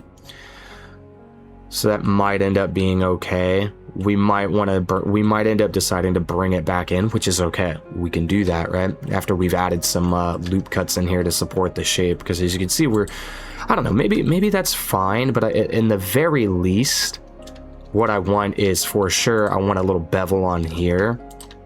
But I think I'm going to go ahead and just bevel all of this and just have something a little bit more true to the original shape. What I'm going to do at first, actually, so pardon the confusion on that. I'm going to grab Alt left click this edge loop here, and then I'm going to kind of try to get down in here and do the same thing. Shift Alt left click this edge loop, and we'll just dissolve those just so we don't have to wrestle with them here. So I'm doing Shift Alt and left clicking to add all of these loops into my selection here, just like so. I'll probably dissolve these edges right here as well, but I don't think it's going to matter because the distance between there to there and here to here is the same, and this is what I'm going to be paying attention to for this bevel because this is the shortest distance that we have. So we're going to base all of these bevels on this distance here. So I'm going to hit Control B, hit P, and bring the profile shape up to 1 because this is a new day for me, so I have to restore those, come back from those defaults, and then go up to 2 segments, and just find a nice small number in here. Looks like maybe 0.06 will be good. Yeah, it looks fairly good. Nothing's overlapping. Nothing's getting too close to itself in there. And then if we go back into object mode, we see we get something like this. And still with the subdivision, these lips here kind of have like a nice little meet-up point. And then I'll just go ahead and grab these two edges here and dissolve those because they do absolutely nothing for anybody. And then one other thing I'll do is go into material, and we'll just change the material over to that second one that we got there for that nice little gold brassy kind of color so it stands out from everything else. Alt H to unhide, kind of see what we got going here. And then I will duplicate this band that we have. I'm going to Shift D to duplicate and just drag it over on the X. I moved it 100 centimeters from this in perspective. In perspective, when you're like about a medium length zoomed out, holding Control and just snapping one over on the X there to the left. Gets you that, so that way when I want to move it back, I can just hit G, X, hold Control, and snap it right back 100 centimeters right back to where it was. Right? So anyway, though, now what we're gonna do is we'll grab this band. This is going to be our little sample band. We're going to sample some topology off of this sucker, and then we'll scrap it and just replace it with the simplified one. So I'm going to alt left click to grab this loop of faces in here, and then I'm going to right click and subdivide, and let's go with 3. I'm going to subdivide 3 times, and then I'm going to right click and poke faces. So we get this kind of nice little fractal pattern going here. And then I think what I'll do is, if I'm not mistaken, I think this edge is fairly lined up with the y-axis, or excuse me, the z in this case. So if it's lined up along the middle here, though, which I believe it is, yeah, that would be the better way to check. Yeah. So I think maybe I'll try to grab right in here just so that we can make things simple-ish. This actually isn't going to work out very nice either way, so it really doesn't matter because it's kind of a guessing game as far as where what you're getting selected. What I'm going to do also is I'm going to go pop over to material preview just so you can see this better, because with the reflections in here you might not be able to see what I'm selecting. So I'm going to pop over to material preview just so you can kind of get a better look at this. And I'm going to just with C, I'm going to use paint select and kind of play around with the shape that I'm getting in here. See, something like this I think is a bit more than what I want. And you can remove a selection from paint select, so you hold left click and just drag around, and then you can hold the mouse wheel. Hopefully my screencast keys was able to kind of tip you off to that, but I should also, it's kind of hard to be looking at what I'm doing and looking down here at screencast. That's kind of just there for continuity reasons, I suppose. So I'm going for something like this, though, right? Like a nice little W shape, I think. This will be good. And then we'll take a look here. Maybe we could do like a big diamond like this to kind of make a separation, or maybe we could do like smaller diamonds. Maybe we could even do like a little pattern like this. I don't know. It's dealer's choice. Just find a nice little pattern that you like. I think what I'm gonna do is maybe just go for this bigger diamond here like this. Just kind of nice little break up in the pattern there. So it'll be W diamond all the way around. And see, and that's the other thing is that, like, with me trying to go like lined up to the we're definitely not very lined up. The W would be closer if like right here in the center, that was like right here, but then you stop the diamond that's offset from it. So all right, with that selected though, what I'm going to do is hit Shift D to duplicate. I'm going to right click to snap it back to where it was, hit P, then separate by selection. I'm going to go into object mode here, and I'll go back into solid. And I'm going to grab this band here, and we can just delete that, because now we'll grab our simplified band that doesn't have all that fractal topology going on, and we'll just slide that right back over here. And then grab this, go into edit mode, and with edge select, we want to get rid, we're going to dissolve all of these edges here that cut our quads into tris, right? Just like that. And then same thing over here. Oops, grabbing the wrong ones. Grab these and get rid of those. Honestly, with this one, you could probably even get rid of these, but I'll leave it. It's not that big of a deal. Now, so for this, what we're gonna want to do, we're gonna have to do a little bit of like correcting too, because this face right here, since we had stolen these faces from an object that is curved, and this doesn't have enough. This doesn't have enough geometry to kind of wrap that curve cleanly. We're gonna get specifically, I think, right here, because you can see it. There's like a, you know, these two kind of vertices kind of have like a you know, come out to like an apex, whereas these other two kind of pull back, and it's just going to create some odd shading right in here. It's not that big of a deal. It's something that we could easily fix. We could probably even like get away with fairly easily fixing it right now. Maybe just like grabbing these 3 or all of them perhaps and just doing a flatten. We'd have to grab them all for sure. But the problem with doing that, you also need to have loop tools, the loop tools add-on if you're gonna go for that. The problem with doing that though is that then we'll have like a greater gap. Like we'll have more depth on the sides, obviously, than we will here, right? So like to get a fair amount of depth here and in here, we'll end up with a larger depth here. So I'm gonna Control Z, and I'm just gonna do like a very heavy-handed way of kind of course correcting once we get to that point. So what we're gonna do to start is we'll hit, I'm going to kind of mouse wheel like this a little bit so we can see inside our band. And I'm going to hit Alt E and extrude faces along normals and just kind of drag this in a little bit. Let's go maybe like -0.1. I think we'll be fine. Yeah, seems like a bit much on the overlap, but honestly, I'm not too concerned with it. And then I will face select here, and then I'm going to hold Control and click there. And while holding Control, I'm just going to kind of guide it along the length, right? This is a prime example of what I was talking about. Like if you left click here, and then you hold Control and try to like left click over here, ah, dang it.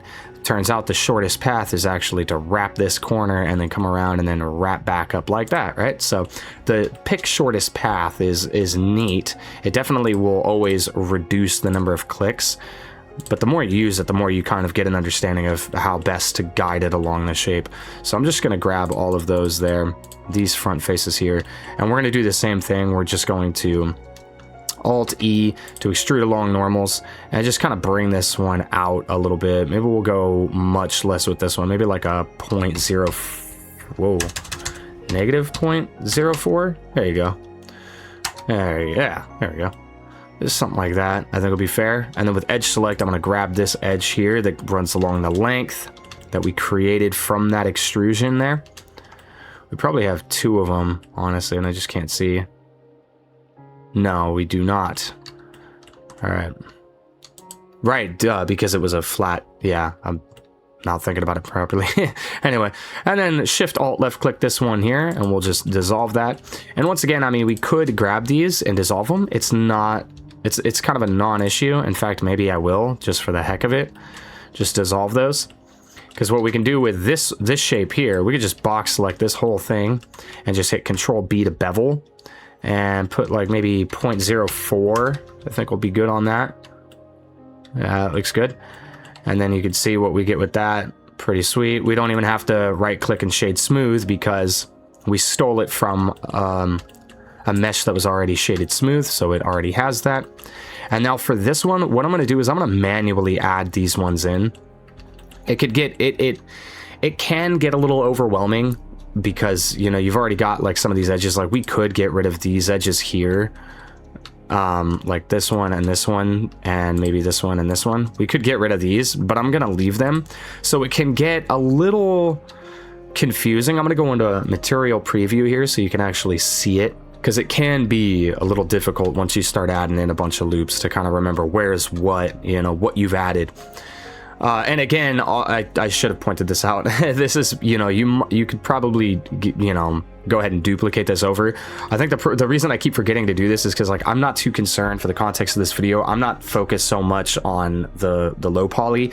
I just want to make sure that I at least make that point that, like, you will want to do that, or you probably should do that. You know, reduce the topology on the low poly. There's also a faster way that you could do it. Like for example, I could probably show you with this one real quick. Now that we actually have this, I just have to remember exactly where it's at, but it's I think it's a mesh cleanup, and you could go limited dissolve, and then that'll clean it up for you. So what limited dissolve is going to do is it's going to reduce the topology without, it's going to reduce any topology that doesn't hold the form, that doesn't hold the shape. So in our case, it's going to hopefully remove just the support loops, right? So you can do that. That is a quicker way. I guess I should have pointed that out. And that kind of helps a lot with the whole, oh, darn, I didn't duplicate before I added all these loops. Not a big deal. There's always some kind of an option there because, you know, you're not the first and surely not going to be the last one. And it won't be the first or last time you yourself do it. You will continue to do it no matter how many times you tell yourself, or maybe you're better than me and I hope you are. So anyway, though, I'm going to just Control R and manually add some loops in here. Excuse me. Let me go back to material preview here. And I'm just going to do this. But yeah, you could duplicate this before doing this. We are going to do the same thing that we did with our trim pieces. We're going to array this around the shapes. So we'll, in the end, really, you'll only have to reduce the topology of these two shapes right here, and it'll affect the whole thing as long as you don't apply the modifier. Something like that. So 2 along the full length there, 2, and then 2 going along each of these lengths like so. And then after that, all we need to do is just kind of support our ends here. So I'm thinking maybe like 0.4. Yeah, 0.4 seems to be pretty good. So I'm just going to do 0.4 on all of these. So I'm Control R. Hold on, let me close this so you can see. I'm doing Control R, left clicking, and then I can slide it. So I'm holding Control, and then I'm just snapping it along that edge slide there and getting it to where I want it to be. Except these ones here, excuse me, that one and this one. These ones we can just get away with doing 2 like this. I had overlooked that because we need to support this as well as this. So if you just do add 2 loops right there, you don't even have to slide them around. They're already where they need to be, which is really nice.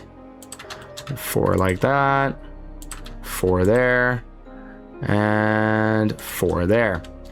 Beautiful. Now if we go into object mode here, let's go over it into solid, and you can kind of see what we're getting. And just as I had expected, right there, the culprit. You see that? You see that? You see what it's doing right there? You see that dent right in there? So there's, you know, there's all kinds of ways you can go about fixing this. What I'm gonna do is I'm probably just going to very cavemanishly, I'm just gonna grab this and hit G and then just hold shift and just kind of drag that out ever so slightly. And there you go. Yeah, look at that. See, looking all right. Not too shabby. Now with this selected, as long as we didn't do any kind of like moving in object mode, we did our moving in edit mode, our origin should still be at the center. If it is not at the center, and it doesn't need to be at like world center, it just needs to be at the center of this shape, right? That's all that matters, but it looks like our origin point is right there, that little purple dot right there in the center there. So we are safe to go ahead and add an array. And then I'm going to make sure, once again, that the array is at the top here, because it just makes sense, right? To, I don't know, maybe, I guess it makes sense. I don't know. To array it and then subdivide it. I don't know. The array is what I'm going to actually like apply. And any modifier that you apply typically should be the first one. Like you know what I mean? It'll throw you an error if you haven't seen that before. It'll be like, oh, the modifier wasn't the first in the stack, or the top in the stack wasn't the first one, and therefore it might not have applied properly. So better to just be safe than sorry. And then I'm going to increase the count on that after we of course changed the circle. Looks like 10. We'll fill it out pretty nicely. This is a very, very simple little ornamental accent kind of thing going on here. Nothing too crazy. Very low poly, very simple. But yeah, I like that. That's good. We can collapse that down, and there we have that. Good deal. Sweet. Just gonna take a little once over at it. Doesn't look too bad. Yeah. Doesn't look too bad at all. If you wanted more depth on it, you can always go for more depth, but I think this is pretty good. If we look at a front orthographic, we have enough that we can read the shape all the way along. Looks pretty good. Okay, if you have made it this far, give yourself a big round of applause, big old pat on the back, a nice big hug, tell yourself you love yourself, call yourself Mr. Incredible. You're doing it. You're doing great. I hope that you have something that you feel happy with. We're not done, but just kind of like a little checking in on you, you know? Hope you're doing all right. So you're doing good though. And you know, we are nearing the end. We've done most of the legwork. Now we just have to do a little bit of technical stuff now. It's gonna get maybe a little annoying, maybe a little frustrating. I'm gonna go slow. We're not gonna try to do anything too crazy. In the end, what I'm ultimately going to end up doing for some of these next parts is a very manual method, because we're not going like some crazy length, and we're going to end up using arrays to help us kind of fill in the gap, just as we've been doing with these pieces and our trim pieces. But we're not going to try to rely on modifiers to do so much of the heavy lifting for us. We're going to do some of it ourselves, which is good. Because, you know, then you have an idea and an understanding what you expect of your modifier, and if that modifier isn't achieving it, then you have a fallback. There's nothing worse than, you know, you find all this content or resources that are like, I'll just do this, and it's this complicated modifier stack, and then you follow it to the letter and it doesn't work, and then you feel stuck. You're like, if this is my only option, I'm effed.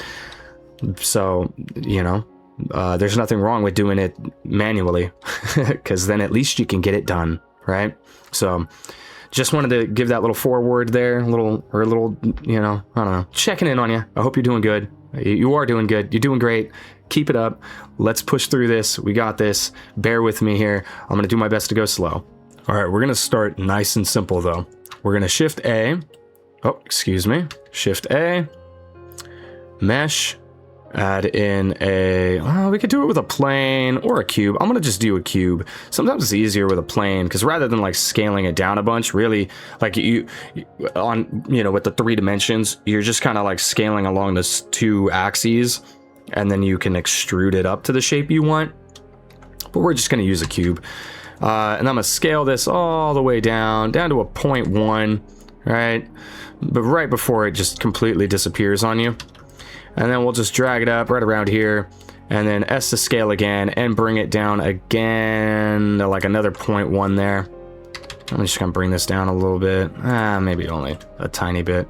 Then from here, we'll S to scale on the Z, and let's bring this down to like maybe like 0.2, something like that. And of course, we're getting non-uniform scale, so let's make sure we Control A and just apply that scale. Now, you could inset, right? You can grab these and inset them to do what we're gonna do, but I have a very intentional shape. As you can see with, you know, in the image, we're going for a very intentional shape there. So we want to do this, rather than insetting, we want intentional edges along these corners here. So what I'm gonna do is I'm gonna Control R and loop cut. I'm going to do 2 loops right here, right in the center. And then now, because we have this nice like flat uniform all the way around shape, we can get away with doing a scale on the X and just kind of bring that out. That's probably a bit much. Let's go, this is the tricky bit, trying to find the length. Let's do like 2.2, I suppose, maybe. That'd probably be fine. And then do the same thing going vertically, or horizontally, I mean, and then scale on the Y and bring that up as well to 2.2, something like that. Nice and squares all the way around. Then we're gonna grab these 2 faces here and just delete them. You could also do like an extrude manifold or whatever, but we're not getting fancy here. Then grab top edge, bottom edge, F to fill, grab this side edge, and just F to fill all the way around. Beautiful. Now, still in edit mode, I'm gonna hit A to select everything, rotate on the Z 45 degrees, scale on the X, and this is kind of dealer's choice, whatever you think looks better. I'm kind of partial to the look of the 0.7 here, a little bit of a sharper kind of diamond shape going on right there. I think that should be pretty good. Yeah, it's not too shabby. Not too shabby at all. Okay. So now what we'll do is just to kind of, we'll duplicate this, and we're going to bring it down right around here, and then bring it out on the Y. This isn't going to be perfect. We don't need it to be perfect. We're just kind of doing a quick a quick check here, a quick size check. So it looks like we definitely have a bit of thickness. So maybe we can bring this down. Let's go like maybe like 0.5.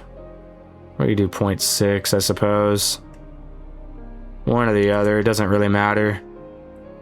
And then it also still looks a bit big, so then maybe scale all the way around down to like 0.6.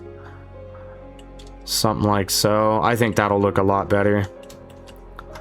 So let's go ahead and make those adjustments up here on this one. We'll scale down on the Z down to 0.6, scale all the way around down to 0.6. Make sure we apply that scale. 'Cause yeah, let me get a look at this. Just kind of roughly put it into position here.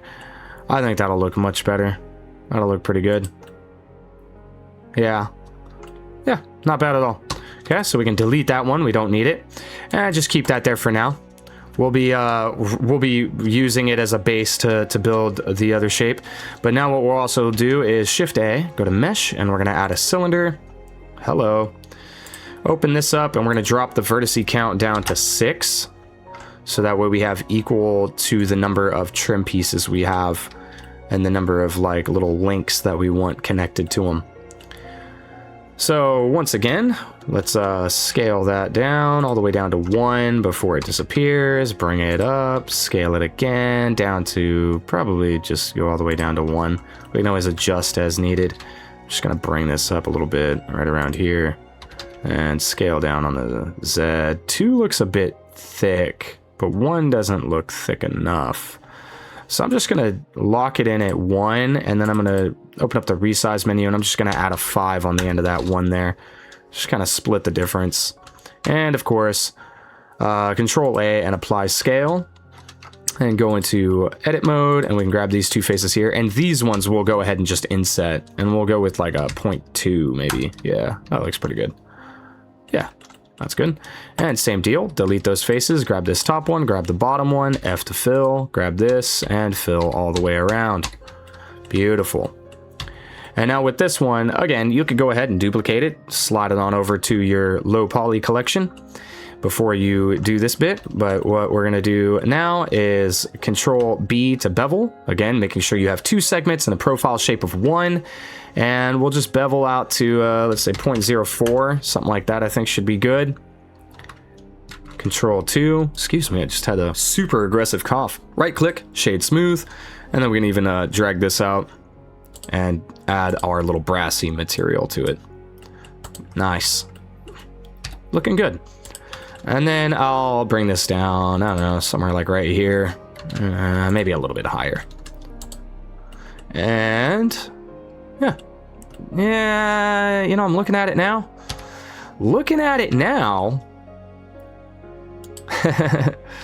Maybe it could be a little bit bigger. So let's go scale, Shift Z, and let's bring it out maybe like 1.3. Maybe. I don't know. We'll see. And then apply the scale. And we're gonna grab this guy here, Shift D to duplicate it, bring it down, rotate on the X 90 degrees, and let's apply rotation this time, just so that this next part you don't have to do any guesswork or, you know, with what axes is which. So then we'll scale on the Y and just kind of maybe bring this out to maybe 2. 2 might be too thick. Ha! Is there such a thing? And yeah, actually there most certainly is. We also didn't apply scale, but I just wanted to kind of take a look at that. So let's scale on the Y and maybe just bring it out like 1.5. Maybe that'll be a little bit better. So. And then to make sure that we apply scale. And grab these here. I'm not too thrilled about how wide it is, but it'll be all right. So with this, maybe we could also kind of scale the whole thing up a little bit. Maybe, again, like 1.3 there. Kind of bring this down. We'll just have to mess around with it. Whoa, hello. I could hide the dome so it doesn't get in the way, but I'm going to leave it. Just so I can kind of see here a little bit. We're definitely going to want to bring this up a little bit, though, I think. And then we'll hit Alt-E, and we will extrude individual faces like so. Just like so. And bring it down to, I don't know, somewhere. Let's go like 0.85. No, let's go like 0.88. Yeah. This, again, is something that we'd be able to relatively fix, no problems. And then we'll just, again, extrude individual faces. And this time come out to, what is that, like 0.14? Maybe 0.15. Looks a bit better. What I want is I want equal length of this face here to the width of this, right? Because now we're going to go up. So this is determining the width of this, right? So I just want it to be relatively the same there. So then grab these faces here and do the same thing. Alt-E, individual faces, kind of bring this up. And let's go like 0.46. Looks like it'll be about right. And then extrude individual faces. And again, what did we do? 0.15, something like that. We definitely are going to want to adjust this shape, which is unfortunate. It just looks, this is too great of a, like this distance here, I think is just much more than I care for. It's not that big of a deal. So then we will extrude individual faces again, and this one we can just bring to like maybe like a 0.2, something like that. Just like a nice little hook kind of region there. Yeah, I think that's pretty good. All right, so to fix this is going to be pretty cool. This is also something that would come in handy, you know, when doing like how we had done down here, trying to build out this. This is pretty simple though, but this is a neat little thing we can do here. So we'll just hide this out of the way for now. Yeah, just hide it out of the way, because we'll probably resize that anyway. I want to just focus on this shape. And what we'll do is with edge select, let's select this length here, this one edge here. And up here for our transform orientation, we're going to click this and click this little plus right here. And it'll automatically create a custom transform orientation based on what we have selected. So you can see we have an edge. All right, so that's what we're using now, is that edge. So I'm going to go in front orthographic here, go into wireframe, 3 for face select, and I'm just going to box select around these faces here. And then we can hit G, and then just kind of play around with these axes. It looks like Z and X are going to do the same thing. Yeah, sick. So Y is going to do what we want. So we'll just bring this up. Maybe at like only 3, because I think 4 would be too much. I think 0.3 would be perfect. So then we'll do the same thing over here. And we can just, for sanity, you can just completely get rid of that. You could also symmetrize this over, but this isn't that deep. So then we can just, with that edge selected, again, plus to add that, wireframe, face select, grab all these, and then, as we know, Y works, so beautiful. Then we can Alt-H to unhide that. Maybe bring this down a little, whoa. Oh, right, because make sure you get rid of that and return back to global. And then maybe we could bring this down a little bit. Nah. We'll go like 1. But then let's take this and just kind of scale all the way around. Maybe 0.2 right there will look pretty good. And we can also kind of bring it down a little bit so it makes a little bit more sense, like it's actually resting in there. Something like that. But also something I had not taken into consideration yet was that we need to we kind of have to, right now, our faces here, they're not aligned where we want them, right? So we have to rotate this sucker on the Z to kind of better align these faces here. So it doesn't need to be perfect. Just a general alignment here, something like this, I think. A little bit more. Oops, rotate on the Z. A little bit more. It's kind of hard to get like something perfect, you know, because it's not perfect. So use your best little eyeball measurement there, whatever you're happy with, and call it good. And then as far as for this little hook thing, once again, you can duplicate it over to the low poly before you get around to doing this. I want to say we could probably get away with doing a full-on bevel all the way around, as long as we also have our profile shape up, segments of 2. Want to say this would be good. It should be all right. So we'll go like a 0.04. Might be a bit much. Just kind of have to look around here and see if it's conflicting anywhere. It doesn't look like it. Let's see what it looks like though once we shade smooth and do all that. Well, I think it looks pretty good. Again, whatever little faceting we're seeing up there is likely a cause of, let's see, let's add our little brassy material. Let's come over here, and if we crank this up, yeah, you can see it kind of smooths that out. You gotta always keep that in mind, you know. You don't, we really could probably get away with 2 subdivision, or 1 subdivision even on this, because this is so small. You want to think of like relative viewing distance effectively, or whatever it would be referred to as, whatever you're really realistically going to be viewing, like whatever distance you're realistically going to be viewing that object from.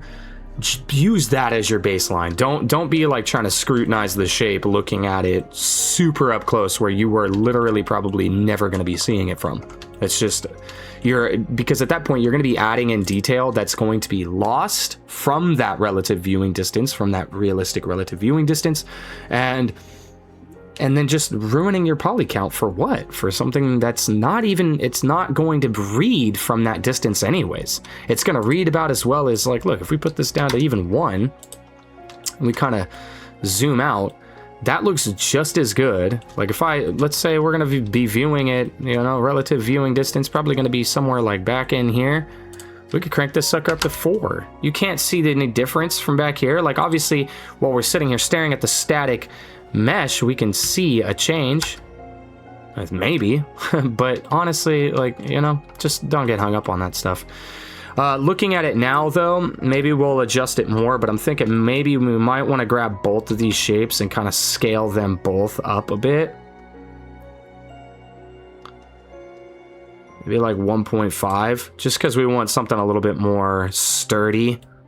Something that actually realistically makes sense to be holding things together here. Maybe something like that. And just apply scale just for the heck of it. We did a uniform scale, so it shouldn't matter, but still.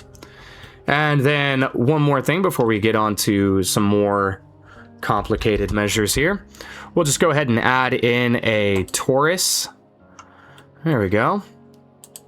Add in a torus, and we have major and minor segments. We can reduce the major segments, which are these vertical segments that go around, right? We're going to reduce these, do it to like 16, probably even less because it's going to be so small. I like to work with power of 2s, right? So 2, 4, 8. So we'll drop it down to like maybe 8. I find octagons work really well when I'm trying to make something rounded. And then as far as the minor segments, I'm not too concerned over this. Let's see here, like if we drop this down maybe to like 8 as well, maybe that'll be all right. We can always sample this, you know, just kind of test around with it. But we'll also want to kind of reduce some sizes in here. Let's see here, if we scale this sucker, oh wait, no, right, that's right. We want to reduce the, the easiest way is we just reduce our radius. So this is at 100, we'll leave that at 100. And let's see, the minor radius, that's what we want to adjust. We'll bring this down to as well, maybe like, we could go 16, but we could also just go 8. Something like that, I think is going to be pretty stinking good. So 8 major, 8 minor, 8 minor radius, right? And then we'll just scale that down, because that's the other thing too, is once you start scaling it, might get scuffed. Shouldn't, as long as you're doing it uniformly. And then we'll just kind of continue to scale that, maybe something like this, and then rotate it on the Y, 90. Let's go ahead and for the heck of it, we'll apply that rotation and kind of just bring this up to something that looks fair.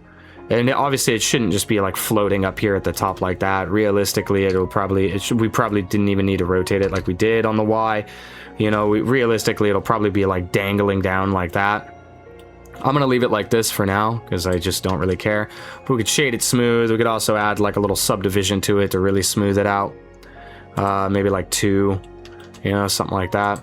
Looks fair enough to me. And for this one, we'll go ahead and we'll add that first material. Definitely isn't perfect. You know, I might want to go higher on the subdivisions. Who knows, you know? But for the low poly, I think, you know, it being what it is should be okay. Right, like if we reduce this down to let's go 0. Honestly, maybe it's too small. Maybe it's too few, you know? You know, dealer's choice. You can do what you want. I'm gonna leave that as it is for now, but honestly, it wouldn't be that big of a deal. You go Shift A, Mesh, bring in another torus, especially if you're still in the live session that we were in when we added the first one. Everything's the same, and all you'd have to do is just kind of up that. We could up these to 16 and 16, but for such a small, or actually, sorry, this one could probably maintain at 8. For such a small thing, I don't know that I would even really care. Like, let's see how much of a difference it makes. I really don't want to get into too much of this for the video. It's just kind of nonsense. It's just kind of detracting from what we're really here to focus on. And rotate on the 90, or rotate on the Y 90. And go into the side view here and just kind of bring that in. And I'll leave it right here so I can do a better side-by-side comparison here. So we'll go ahead and Control 2, Shade Smooth, and let's see. Let's actually drop that to 0. Yeah, honestly, that'd be a lot better. So since I've gone through all the trouble, I'll keep it. And then I'll just bring this up. Let's put those subdivisions back up to 2. After a while, especially on this, like we might want to reduce the count on these, and you could just box select everything, hold Alt, and drag this down like that, and that's going to affect the subdivision levels on everything. So that way you don't have to, you know, fiddle with it too much. But I'm gonna crank this back up to 2 for now. But it will start to get a little slowed down once we start actually building out the chain. It'll struggle a little bit here and there. So let's add that material back to this. And there we have it. We've got that. Now we're ready for the chains. And that's pretty much going to be like the last leg of like modeling this shape out. But I think I will do just one extra thing just to kind of show how you could do it if you wanted to do it. All right, so to build this chain, what I'm gonna do is I'm probably going to just do it manually, but I am going to quickly here, well, not too quickly because it can be a little confusing. I'm going to show a method that a homie had shown me that is really cool for this. It's the reason I want to show this is because it's fantastic for all sorts of things. The use cases of this are just immeasurable. Like you can use this all over the place. But this is a pretty cool little thing we can do here. So what I'm going to do first is I'm going to, with our little diamond bit selected up here, I'm going to hit Shift S and do cursor to selected. That way I can just bring this plane right there, right where the thing's at. And then I'm going to scale this way down, again to like 0.1 here. And then scale it even further, down to again, 0.1. And then we can go ahead and hide some of this out of our way.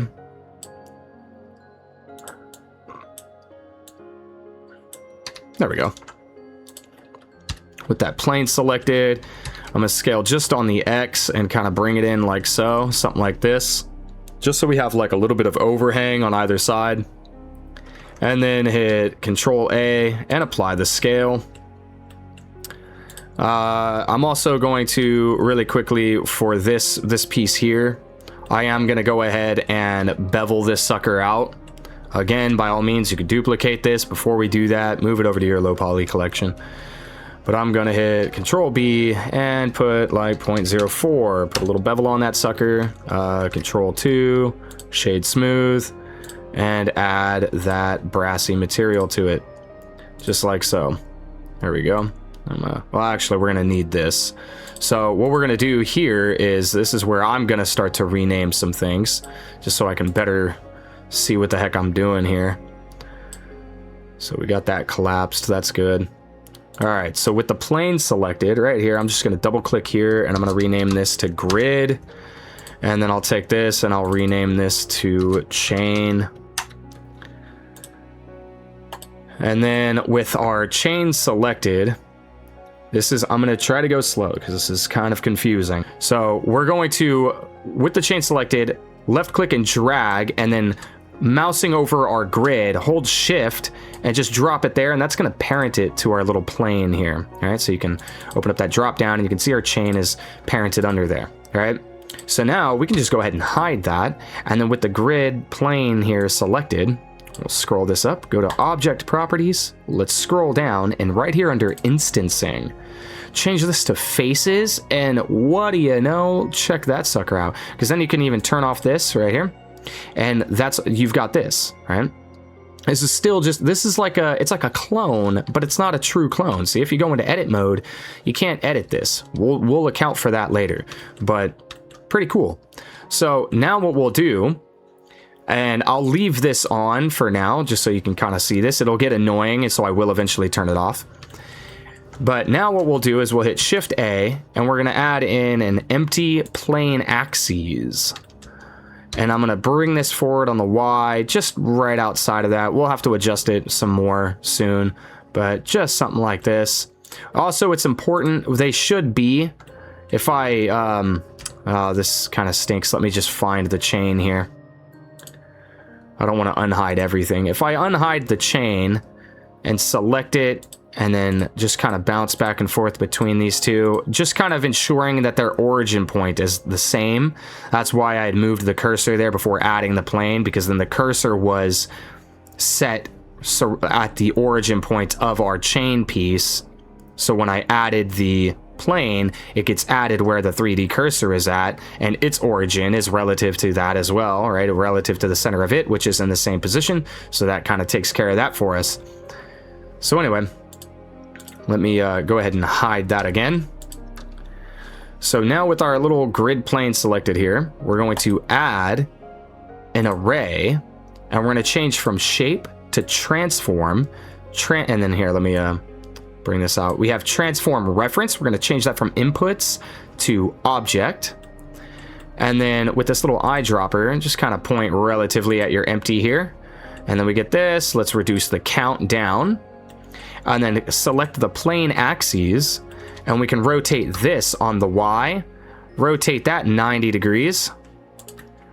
Just kind of look at it from the top, make sure the alignment's right on as far as, you know, along the X, and then we'll move the axes out a little further on the Y, something like that. If there's like a little like clipping in, a little overlap, that's fine, preferable if anything. So now we've got that. Cool, we've built out our first little link. So back to our plane, we're going to add another array, and then this one, what we would do is here. In fact, actually, let's remove that array before I do that, so that we're not getting too crazy here.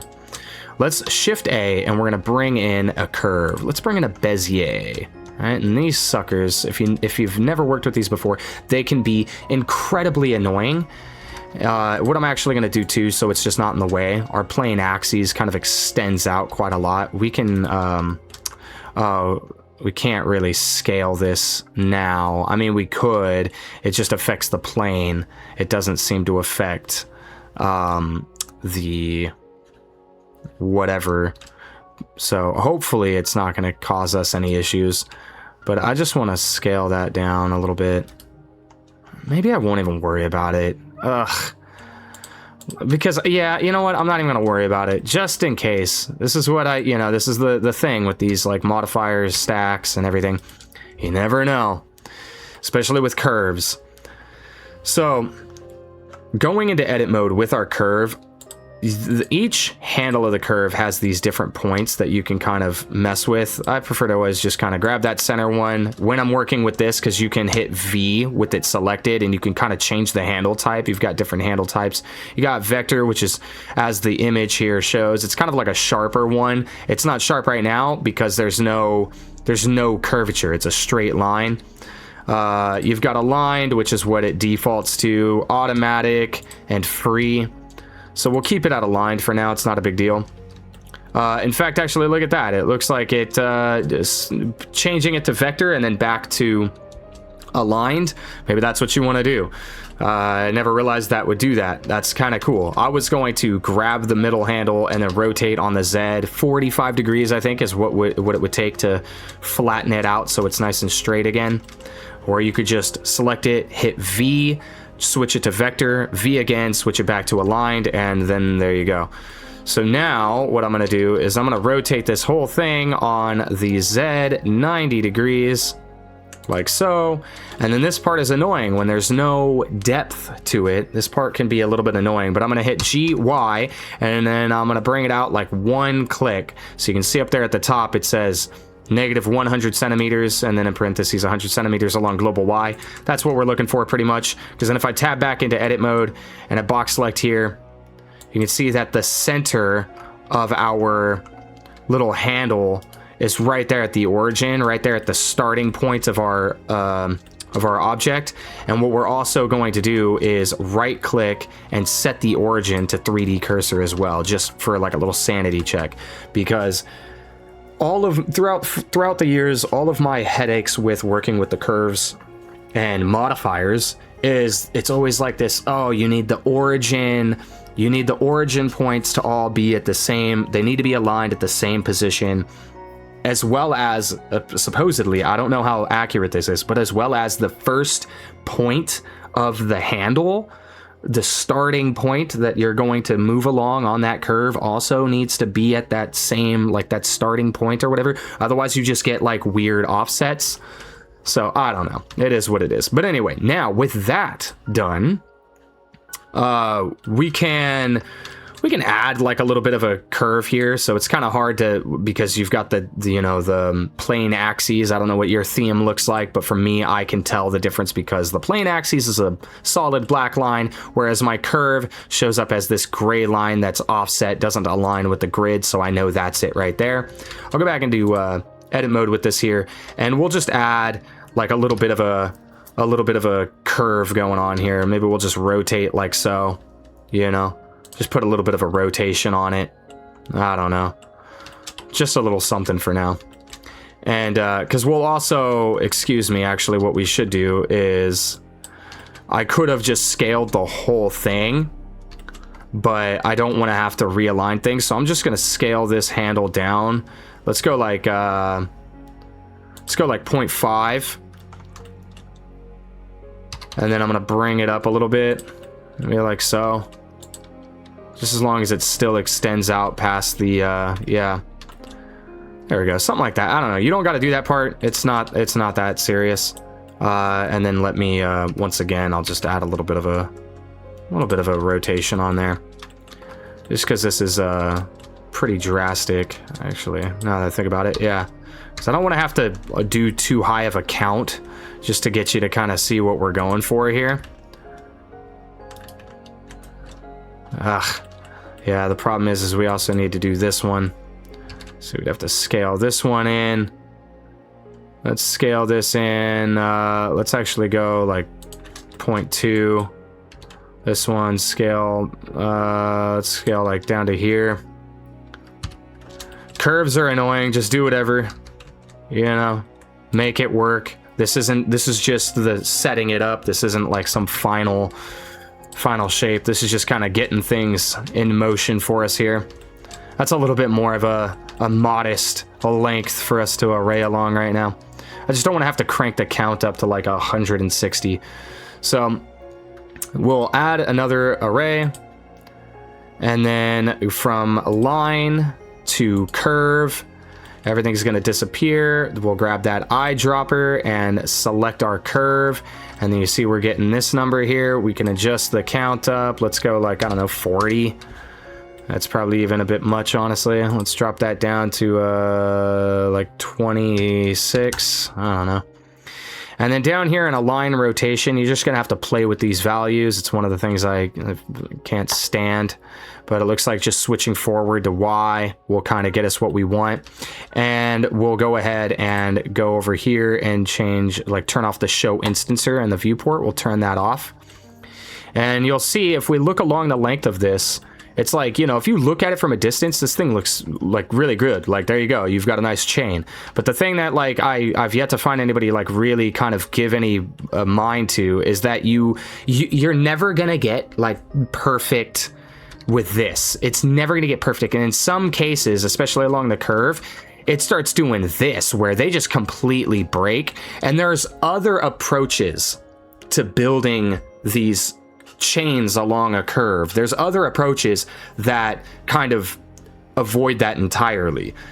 I've seen where, like, if you're going for like more of a physics kind of thing within Blender, if you're going for like physics simulations in Blender, I've seen some cool videos where they do that, where they have like their little anchor points and stuff, and then that, you know, because then the geometry is respecting that it's, you know, it's going to actually hold together and link together. They won't cross through themselves like this. They won't be able to do that because it's treated like, you know, physical geometry, and so they're tied in. You know, you have to set you still have to set up those parameters and stuff. But anyway, there's also geometry nodes, which I'm not too familiar with. I don't like numbers. I don't like, which is funny because I'm always fine-tuning everything with snapping and increments.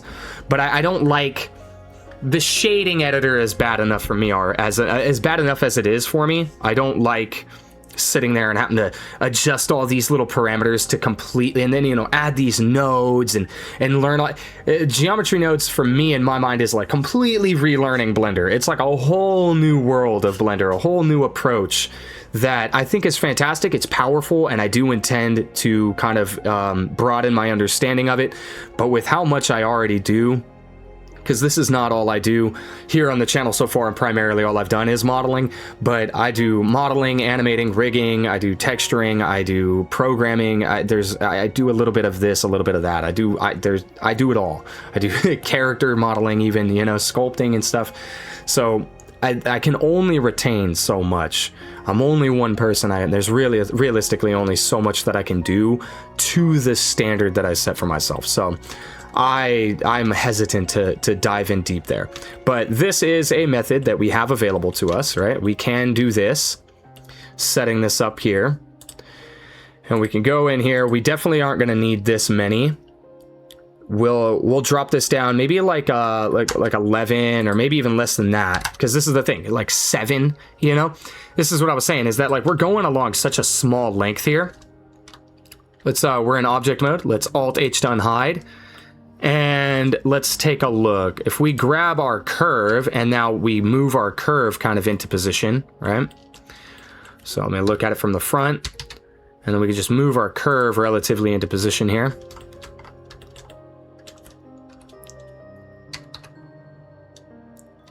See how well we can get this. Oops. We'll just kind of, you know, it ain't gonna be perfect. We'll just kind of get it in there, because it's gonna like offset itself anyways as we kind of mess with the curve and do other stuff. So now what we'll do is just kind of scale this down. I'm gonna drag it in over here. And this is going to be really annoying because we're not perfectly aligned, and you could do, again, transform orientation stuff and all that good groovy stuff. I'm just going to sit here and very primitively kind of you know, fiddle with it and try to get this done. The other issue is that you see that, like, as you kind of like rotate it, it's gonna do some funk. So it just is what it is. Do what you gotta do, get her done. And yeah, I'm gonna just kind of look around here. You got to look at it from multiple angles to try to get these rotations aligned rather. Excuse me. And then scale this in. Grab this point, scale that in a little bit. Yeah, and scaling isn't really gonna is not alone gonna cut this. We'll have to just kind of bring it in. Something like this, though, more or less is what we're looking for, right? But as you can see, now we've got this, right? Some are just completely disconnected. And this, don't get me wrong, this gets you a heck of, like, this gets you pretty stinking close to where you want to be. And then you can just, you know, finish out the rest. Then you could just kind of like manually go through and kind of, you know, do things. In fact, actually, maybe that's what we'll do rather than completely doing it manually. Now that we at least have this here, maybe that's what we'll do. We'll go ahead and kind of manually adjust this from this point forward. Okay, so what we can do is to kind of like get it a little bit closer, you know, a little bit better aligned here. What we can do is maybe we can grab this top one here and you can like rotate this, you know, so that those two kind of come back together. And then we can also shift and click, or you can just hit A to select everything. And we could subdivide, maybe add like 2 cuts in there. Maybe even add like 4, just add more on there. And then that way we kind of get, you see, we get a little bit more to work with, you know, and it's a little bit of, you know, it takes some finagling here, you know, you got to like do some scaling, some rotating. As long as they all kind of link in together, then it's not that big of a deal, honestly. And then, you know, you can like bring this up or something, rotate it, do whatever you got to do, you know, whatever you got to do. Just something like this, though. I'm not looking for perfection here. I'm just, you know, trying to get a little something.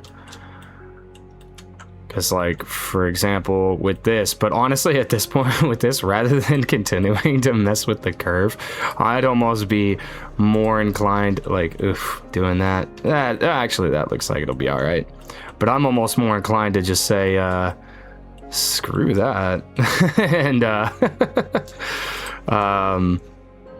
move this, you know, to make it tighter to that. Just pull that thing.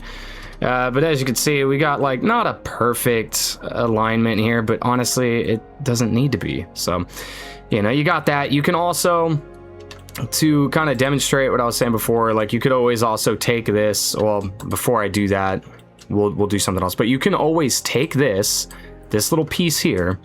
You can literally duplicate it. You could do it in edit mode even. You could duplicate it and, you know, rotate it, build out the chain. And that's what's cool about this too. This method is that because you're instancing this, if you wanted to edit anything along those instances, those chains, you would only have to edit the original. It's pretty cool.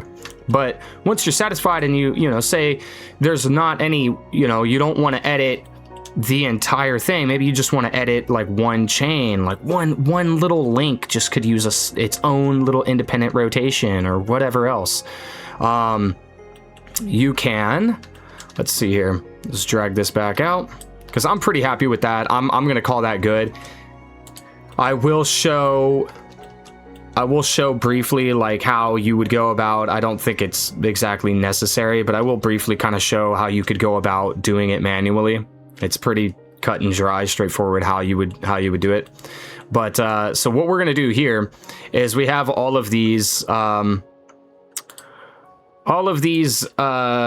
modifiers, these arrays that need to be applied. So a quick thing you can do is just right click and go convert to mesh, and then it will apply all of those. So then we have that. It's now not stuck to the curve. We could grab the curve, we can move it. It's not gonna, you know, mess with anything. It's beautiful. We'll start getting rid of some of that stuff here in a second. But you'll notice that even after converting to mesh, if we go into edit mode, we are in edit mode, we still can't edit anything. What the F? So what we do from here, because these, effectively what these still are, if I'm not mistaken, is planes. They're still just planes, and that is not what you want. If you were to try to take this into a game engine, there's things you could do, but if you were to just try to take this straight into a game engine, guess what you're gonna get? You're gonna get planes. That's what's gonna happen there.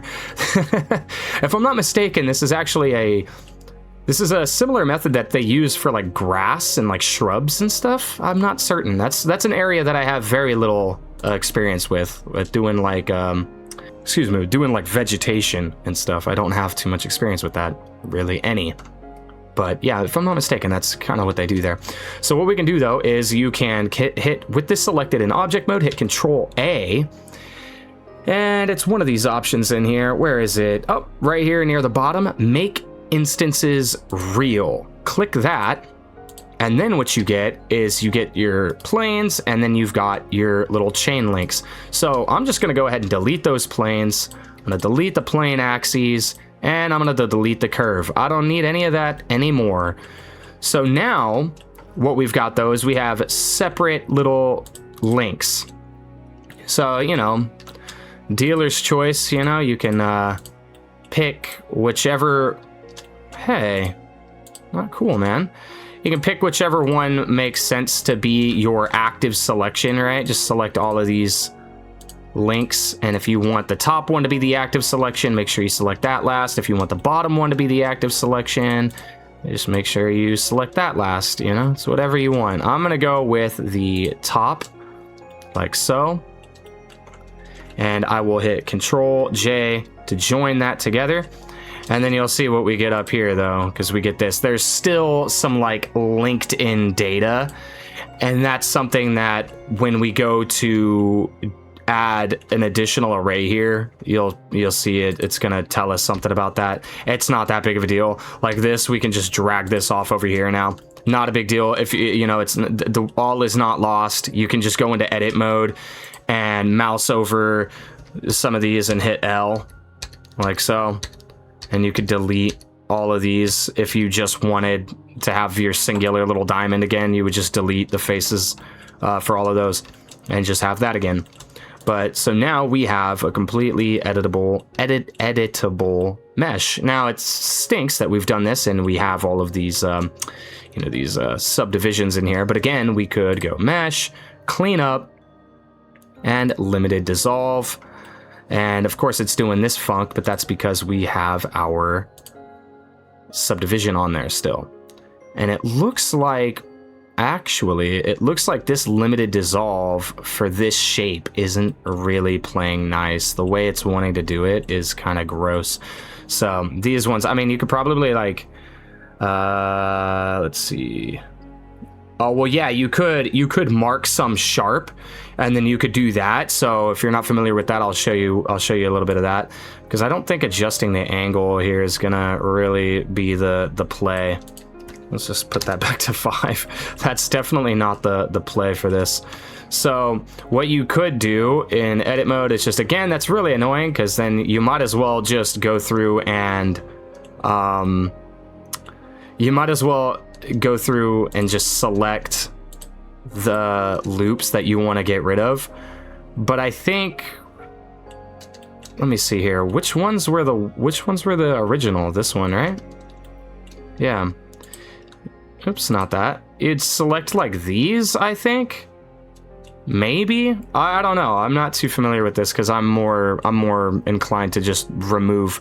But then you would like right click and mark sharp, and then maybe you could do mesh, clean up, limited dissolve, and yeah, like that. There you go. And then you would just switch to sharp, and then that's gonna keep that kind of like original shape that we had going, right? You know, you do whatever you gotta do, but there's methods, you know. What a dealer's choice, pick your poison. All right, so real quick though, what I will do, Because I did say I was going to do it. I did say I was going to do it, and I'll do it. So really what you would do is, let's just say we take this one here, and we just Shift D to duplicate this.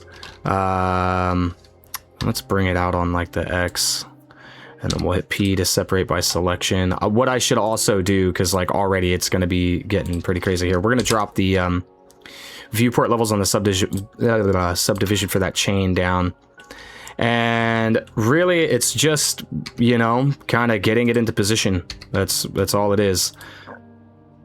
Set origin to center of mass preferably, or something, to make the rotation behave more appropriately. And yeah, I don't know, just fine tune it, kind of get it where you want. Like obviously the array and curve thing didn't go perfectly either, so. And then, you know, Shift D. I was hoping local would be nicer. So we could just bring this up, rotate it. You know, this is the annoying bit. But it's pretty much more or less the same as what we've already had to deal with. But yeah, you would do something like this, you know, just kind of get it where you want it, and then you would take the both of these and then duplicate that, drag it up to here, and then kind of rotate, you know, just make it happen however you got to make it happen, you know. And then again, Shift D, duplicate, rotate. You see what I'm saying? Just kind of build it out yourself. You could totally do that. It's not an issue. But we're not going to do that because we've already kind of got what we want. So what we need to do though is we need to set our origin. So we're going to again grab the dome and vertice select. We'll grab our little top center vertice here. Hit Shift S and do cursor to selected. Grab the chain, right click, go to set origin to 3D cursor. I don't know why I clicked off of it. And then we'll hit Control A, and then we're going to apply rotation and scale. And when we do so, we're going to get that. Sorry, I'm pretty close on my mic there. When we do that, we're going to get this little warning here. Multiple objects share the same data, make single user, then apply transforms, apply. Yep, that's exactly what we want. That's what I was describing earlier with that. So now that we have that done, we've got our origin in the center as we want. We're gonna add an array. Let's drag it to the top here, switch that to circle, and up the count to 6. And then, let's just collapse that down. And just kind of take a look around and make sure that, like, yeah, they all seem to line up where they should line up. They all kind of relatively hook into that top bit where they ought to be hooking into that top bit. I'll hit Shift C to return the 3D cursor back to its starting position there. And there we go. That is, I mean, that's pretty much it. There, yeah, there you go. It's a done deal. As far as like, you know, making out, like, you know, building out the model, like there it is. It's, you know, it's incredibly simple, especially like this little accent piece up here. I'm not like too thrilled about that. Like maybe we could have subdivided a little bit more and gone for a smaller shape so that we could actually fill it out a little bit more, you know. But that's what's cool about this is this isn't applied, you know. We could still like get rid of that, go into here, we could do it all over again. We could do this, we could subdivide it, crank it up to, instead of 3, we could double it and go 6, and then poke that, and then you can sit there and then you can build out all kinds of a little, you know, a little shape rather than sculpting anything, you know. You can just kind of, you know, build out whatever and then go from there, you know. It's whatever you want to do, really. The world is your oyster. But as a little bonus, like I said, I was going to show one other thing that we could do, just something if you wanted to do it, to kind of demonstrate how you might do it. I'm going to hide the little trim pieces, and I'm going to take this whole top chunk here, and I'm going to hide that, and then we're going to hide this. So if you wanted like an interior space, this isn't going to work out, because if we go to one of these shows us, I can't remember at present which one it is. I think it's like face orientation. There we go. So you turn on face orientation. Blue represents like the direction that your normals are facing. Red is the back face. So in like a game engine, the back face is cold. And I think even in rendering, possibly. I don't know. I don't remember. But this would be, you would just see right through this, you know? So if you wanted an interior, you can't have that, you know? You gotta actually fill that in. So how would we do that? I've done a very sloppy job of doing it in the past. What we could do here, though, is we could Alt-left click this top bit here, and then we could E to extrude, S to scale, Shift Z, and just kind of bring that in, maybe like something modest. Let's go like 0.96. Just a nice little ledge, right? And then I'd go into front, I'd go wireframe, and then I would E to extrude going down on the Z. And because we did everything so incremental, you could just like hold control. If you're zoomed in far enough, you'll get, you know, because if you're zoomed out farther, it'll snap based on the larger chunks on the grid versus especially like an orthographic. So like if you're zoomed out like this, it's going to incrementally snap between these larger squares. If you zoom in enough to where you start to see these little ones, it'll incrementally snap to those. And then you could even zoom in further and it'll incrementally snap to those. So just keep that in mind. But yeah, with that done, then we could, let's see here. The problem is that we also have this other additional little ledge here that I did not take into account. So instead of doing that, what I'll hit is G and Z and just bring it down one more click like so. And then we can match up to this edge here relatively. It ain't got to be perfect, but we can E to extrude, bring it down on the Z and snap it to right here. Go back into solid, kind of look on the inside here. And what we could do is S to scale, Shift Z. And if you wanted, you could, you know, you could bring that out a little bit. Something like that. Just kind of match that little bit of a, you know, slope. And then E to extrude again, bringing it down to here. And S to scale, Shift Z, and just kind of bringing that in, maybe to like right here. So 2 clicks while holding control, and you get something like this, right? Not too shabby. You could go down a little further, like if you wanted, like then like a flat bit, or you could just flatten this out here. But if you wanted like kind of like what we have down here, then you could just match that, right? So we'd be going to like right here. So E to extrude, come down, snap it into there, and then you could E to extrude, S to scale, Shift Z, and just kind of bring that in, maybe again to like match what we have up top. Maybe we'll go like 0.9. Honestly, let's just do 0.9, whatever. Ain't got to be perfect. Do something like that, and then you could fill that in. And then of course you would want to add, you'd also want to poke these faces like so. And then you'd want to add, because if we go into object mode, it doesn't look terrible, honestly. It looks pretty fine. But you'd want to possibly add, you know, some beveling. Like we could grab this top one, this one here, and then, you know, bevel these. Again, making sure segments is 2, profile shape is set to 1. And then just offset that by, I don't know, let's just go 0.8. Oh, excuse me, 0.08. Something like that. Tab back into object mode. You see we get like a nice sharper kind of edge right here. Something a little bit more squared out. If you wanted like some more definition into those scoops, you could do the same thing here. We could grab this, bevel this, and maybe go like 0.2 on this one. Go back into object mode, and you see you get like that nice little kind of scooped in right there. Nice little crease. Do the same at the bottom, although with the bottom I'd probably just be more inclined to just kind of slap in a few loop cuts like that. I don't know.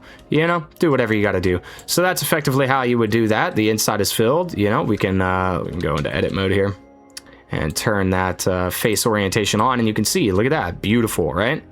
Beautiful.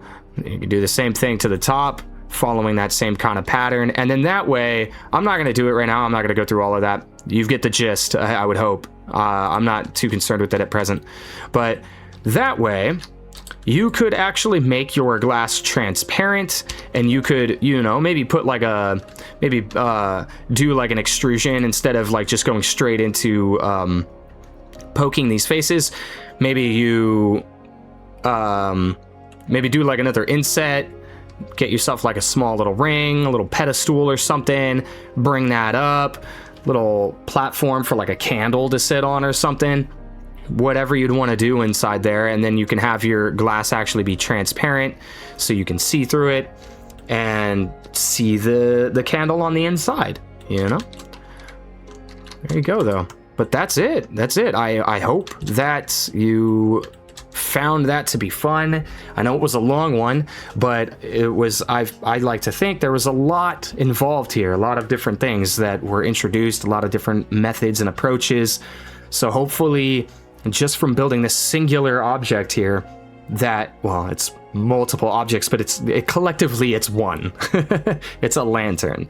So hopefully, you know, this is kind of, you know, you walk away from this with an actual, you know, actually like a bit more understanding of how to approach your own projects, how to visualize shapes and see things and kind of be creative and just kind of play around. All right, that's going to be a wrap on this one. Look forward to another video hopefully here in the future where we will go through the process of UV unwrapping, baking the high poly to the low poly, texturing, all that good groovy stuff. But moving forward with the channel here, I'd like to kind of just have a separation of concerns, you know, organize things out. So this series will focus on the modeling of the shapes, whereas then I'll have other series where we'll take those same shapes and, you know, take it a step further so that we can have something that you can use in a render or take it over into a game engine, more of a final asset. If you made it this far or to any length in the video, give yourself yet another big round of applause, a big old pat on the back, big old hug. Tell yourself you love yourself. Tell yourself you're Mr. Incredible. You're doing great, you know? Keep showing up. Keep launching that software. Keep trying, failing, learning, doing. Just keep on keeping on. You're doing great. But anyways, that's going to be enough out of me. Thank you very much.